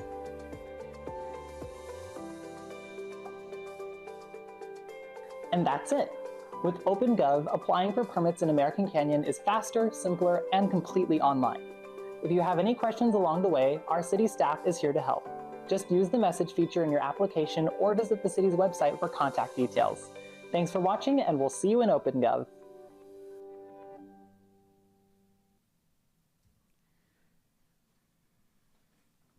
OpenGov has transformed the way residents interact with city operations.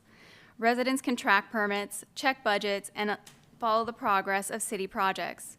This makes city work more accessible and transparent, helping the community understand how decisions are made. Thank you. Any questions? Thanks, Julian. Quick question. That video is also on there too, so when you need to look at the video again. Yes. To get, okay. Thank you. Councilmember Lambertina. Thank you. Thank you for the presentation. A question. So say someone wants to get a new roof and you start going through the process, but you want to know how much it costs before you hit submit. Is there a way to figure that out before pulling the trigger? Right now, we don't have the estimate option because it has to go through the permit tech to assess some of the fees. Most of the fees are automatically calculated, but there are a few that still have to be manually assessed. Okay, thank you. Vice Mayor Joseph. Well, thank you for the report and the presentation, and it is exciting. One of the things I'm wondering, from a management perspective, it's important to be able to track any open permits or open requests or whatever. How does that work? Do you generate a listing of everything that's still pending to make sure it's all resolved, or how does it work? Yes, well, OpenGov has an extensive reporting options. You can narrow it down to specifically solar permits that are still open or different types of work. But I do run those reports, and then I send out notifications to homeowners that their permits have not been finalized and that it needs to be finalized before such date, or they will incur fees. Okay. Is there any supervisory review of permits that are still outstanding, jumping from solar to like building permits or other types of activity? Where I'm coming from is to try to get a sense of how quickly we go from somebody submits a permit to it's completed, so that we're tracking, is it 2 weeks, 6 weeks, indefinite? That's a great question, Vice Mayor Joseph, and I don't want to put Julianne on yeah, the spot here. I'm happy to answer your question. First, I want to commend Julianne. She's been instrumental in getting this transition over to OpenGov. This is the newest of the three in our migrations over to OpenGov, and I think we went live in December or sort of mid-November. October. October, yeah. So we're still we've gone live now. We're still test driving all the features. You bring up a good point. Part of the reason we wanted to switch to this platform was the availability of that sort of information. And so, as a staff, we'll get together and look at what we can analyze with that and look to see, are there any patterns? One of the things with the development process, both entitlements and building permits, is there's only sort of two options. The ball's either in our court, proverbially, or the ball's in the applicant's court. Right.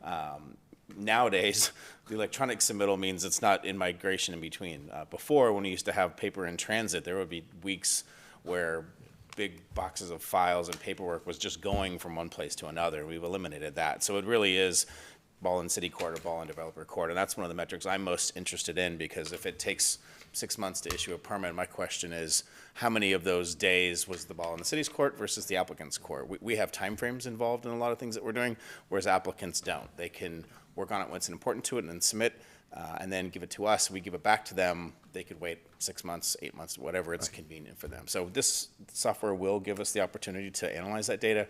We've just migrated to it, so we're still kind of test driving out what its capabilities are. Okay, good. And you're right. That is where I was headed, is, what kind of management data can we get? And you're right. If the ball's in the other guy's court, that's great. It's a free country. My anxiety is if it's sitting in our court for too long. So Correct. Thank you. No other questions? Thank you for the presentation. Yeah, thank you for the whole team for pulling that together. Yeah. We have a couple more updates, Mayor. Deputy City Manager Akita has a couple of updates, and as does Assistant Manager Juan. Thank you. Yes. Thank you, Jason. I have a couple of updates. Coming up on February 25th, we have our State of the City Town Hall first meeting at Canyon Oaks Elementary School in the multipurpose room, starting at 6:30 p.m. And then the following day, on February 26th, we have our State of the City Town Hall meeting at the Adult Activity Center at 11 a.m. And then you kind of already heard already, please don't forget to nominate a very special someone who has who embodies the spirit of American Canyon, who has really shown that volunteer spirit, and that should be the next Gateway Award winner for this year. We will be recognizing that person at the upcoming Community Recognition Dinner on April 25th at the Doubletree Hotel from 5 to 8 p.m. If you have not gotten your tickets yet, they are on sale. We hope to see you there. Thank you. Thank you, Allie.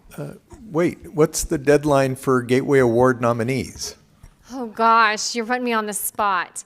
I believe we are giving you until March 1st. Okay. But don't hold me to that. Get it in earlier. Is it correct?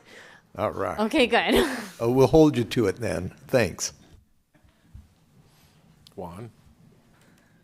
Good evening, Mayor, Council, members of the public. Juan Gomez, Assistant City Manager. I wanted to provide the council and the community with a recruitment update. You'll have a more in-depth presentation from our HR manager, Scott Corey, in March. But the city has 82 full-time positions allocated. We have 2 vacancies, which is a relatively low vacancy rate. It's only 2.5%. We recently hired a new recreation coordinator, Riley Patton. We'll welcome her February 17th. I also wanted to update council on our sustainability analyst and where we're at with that position. So currently that position closes Sunday, February 8th. We've received 62 applications. Wow. Of that, 45 have passed a system-generated minimum qualifications. They are now in a humans review to review and move those to the next step. So in general, we're proud of the amount of applications we get for every position, not just this position. But as you know, the sustainability analyst is a position that will allow the employee to advance the city's sustainability goals and objectives. So we're happy with that. And as mentioned before, we're happy with the qualified applications that we get, and also that a lot of them happen to be residents of American Canyon. So 32% of our employees that work here are residents of American Canyon. 85% of those employees that work here are residents of Napa or Solano County. That's great. So we continue to work on that, and proud of the team that we have. So also wanted to mention for the community that we also have an open plant operator position, which closes February 16th. That is at the water treatment plant. And we also opened just yesterday 7 service worker positions. As you recall, the service worker position is a part-time temporary position that's designed to provide additional help to streets, parks, water, and sewer. Of those, we've had several employees actually sort of graduate from part-time to full-time positions. So this is the pool of employees that we've pulled from for full-time positions when vacancies have occurred. So we're again proud of that program. It's working good. The summertime is usually the time that it ramps up. A lot of construction, streets, parks, et cetera. So just wanted to provide that. We also have a building maintenance vacancy in the service workers. So that opened up yesterday. 6 applications were received. We continue to see good interest. So we're happy that folks continue to want to work for the city of American Canyon, and we welcome everybody. So with that, I'll answer any questions that you may have. No questions from me. Council? 45. Seeing no questions, thanks, Juan. I appreciate the presentation or the information. One last thing, Mayor. Agenda will be going out tomorrow for our strategic planning workshop on Friday over at the Holiday Inn beginning at 9 o'clock. We'll be posting that agenda tomorrow afternoon. Everyone's invited to join that meeting. Thank you, Mr. Holly. Moving on to our mayor and council member comments and committee reports. Vice Mayor Joseph.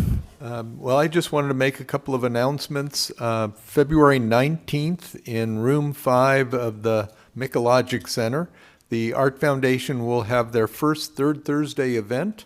It's an art exhibition, so it's free to the public, but come on down. And then March 7th, the Kiwanis will have their annual crab feed. We've already sold 5 of our 6 VIP tables. So, you know, if you want to be special, you need to hustle because there's only one left. Thank you. Thank you, Vice Mayor. Councilmember Cruz, Oro. I attended a LAFCO meeting yesterday, and I will put that in my next report. So, but nothing impacting American Canyon at this time, but it'll be in my report. Thank you, sir. Councilmember Lambertina. Nothing to report right now. I'll get my report in online soon. Thank you. Councilmember Cruz. Yeah, just a couple of weeks ago, the mayor, City Manager Holly, Lambertina, we all attended the Cal Cities Mayor and Council Member Academy. That was great, very informational. I had my first meeting with the Public Safety Regional Committee, which was very fruitful. But I have my full report on that for the next meeting there, and that's all I have to report. Thank you, Mr. Mayor.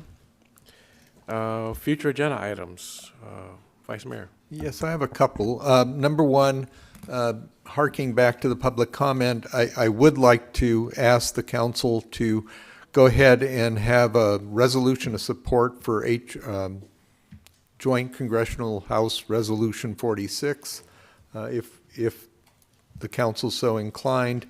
The other one is I would like to bring back some discussion about in lieu fee for power lines on 29. Try to get that ball rolling to, again, to generate revenue for the ultimate 29 corridor project.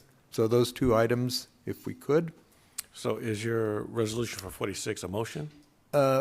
Yes, that I would like to have staff come back with either some additional information or at least a resolution to support Thompson's House Concurrent Resolution 46. Can you give a brief description of that, what that is? This was the one that's talking about the formal resolution is that Congress recognizes its obligation to future generations to restore a safe climate, declares that climate restoration along with achieving net zero CO2 emissions are climate policy priorities, and calls on the President, Secretary of State, and U.S. Ambassador to the United Nations to take actions that will restore the climate and stabilize greenhouse gas concentrations at pre-industrial levels. So that's what I'm asking us to endorse by resolution. Yeah. Did you not get one of the things from Ms. Bitt earlier today? She gave us all the handout on it. Oh, yeah, I didn't look at it. I mean, Okay, I wasn't reading that. Okay. Right, Yeah. so I'm just- not going I got a through all the stack here. whereases. My apologies. Okay, okay. Cutting to the chase. I was that's going to look at it later. Thank you. fair enough. We have a motion. Do I hear a second? I'll second. We have a second. Madam Clerk, may you do a roll call, please? Councilmember Cruz, Yes. Councilmember Lambertina, Yes. Councilmember Oro, Yes. Vice Mayor Joseph, Yes. and Mayor Washington. Yes, and thanks for bringing that up. And then the other one is to bring back, not immediately, I'm sure, but bring back something about kind of an in lieu fee for undergrounding the power lines along 29. The good news with that, Vice Mayor, is it's kind of embedded in the conversation for Friday. Okay. As part of our traffic impact fee update, it's one of our work plan items, and so in my mind, that's sort of buried in there. I don't, pending how our conversation on Friday goes, I definitely can see an item coming back. I don't know that that's separate and standalone and different from what we're going to be talking about Friday. Yeah. If I may, actually, based on my comments tonight, figure out what we actually can control on that part, and that's what we should discuss, right? And so if power lines are part of that, if we can control some of the right-of-ways or whatever it is that we need, that would be a great strategic discussion and bring that back to the public in a meeting like this. And that would be not necessarily a power line discussion, but a Broadway corridor update and discussion. Okay. Buried in the Yeah, then never mind, we'll talk Friday. Okay, any future items, Councilmember Oro? No. Councilmember Lambertina? No. Councilmember Cruz? Yes, I do. Last week, I was at opportunity to meet with the Napa Youth Council, who gave me basically a presentation about reducing tobacco use amongst the youths. And they'd like to come out. I'd like to invite them to come and give a presentation at a future city council meeting. How can we go about doing that? I mean, that's a fairly simple thing. We can get them scheduled. If you'll just send them my way and let me have a sense of what they want to present on, then that really won't take a council action. We're talking about a presentation from an interest group. So just if you'll send them my way so I can get a little clear sense on how it would be relevant to American Canyon, then yeah, we'll get them scheduled as one of our presentations at the beginning of the meeting. Sounds good. Thank you. Thank you, Councilmember Cruz. And Just for the, sorry, I feel like maybe some distinction is there. For items that are going to take staff work, preparation, analysis, a staff report, all that sort of thing, we do want to memorialize that with the votes. We track that. This sort of thing will be me talking to someone for a fairly short period of time, figuring out what they're doing, and then say, hey, we'll schedule for meetings. So it's not a large lift or a new work of staff, and so that's why we don't need to go through the formality of a vote. I just want to make sure everyone was kind of understand that. Okay. And for me, it's not really an agenda item, but I was approached by a couple of residents who told me they're going to be watching tonight's council meeting. They were curious, and actually one painting contractor who was curious about the paint in front of City Hall and if we have any plans on providing any refurbishing or refreshing to our City Hall. And I figured I told them I'd ask you tonight, so I'm asking you tonight. Yeah, it's a great question. Love our building. We have the best city hall in the county, in my opinion, even I think better than the county admin building, to be honest. Although, from my perspective, the outside of it, we did the roof, but the outside of it, it's looking a little dated. We now have sort of 3 really nice corners. They all kind of match, and we don't sort of match anyone. We were here first, now we don't match everyone. So, we're preparing a capital improvement program for 26-27. Assuming the council doesn't have any sort of objections, one of the things that we'd like to do is we'll have a variety of proposed projects. I think painting, some different aesthetic treatments on the outside would be something we could bring forward for council consideration as part of the CIP. It's been on our mind. We wanted to get the roof done first because we didn't want to leak anymore, but it's been on our mind. So Gotcha. It was sort of fortuitous timing there. Thank you, Mr. Holly. I appreciate that. If there's no other future items, we've concluded our business for this evening. We are adjourned. Good night, American Canyon.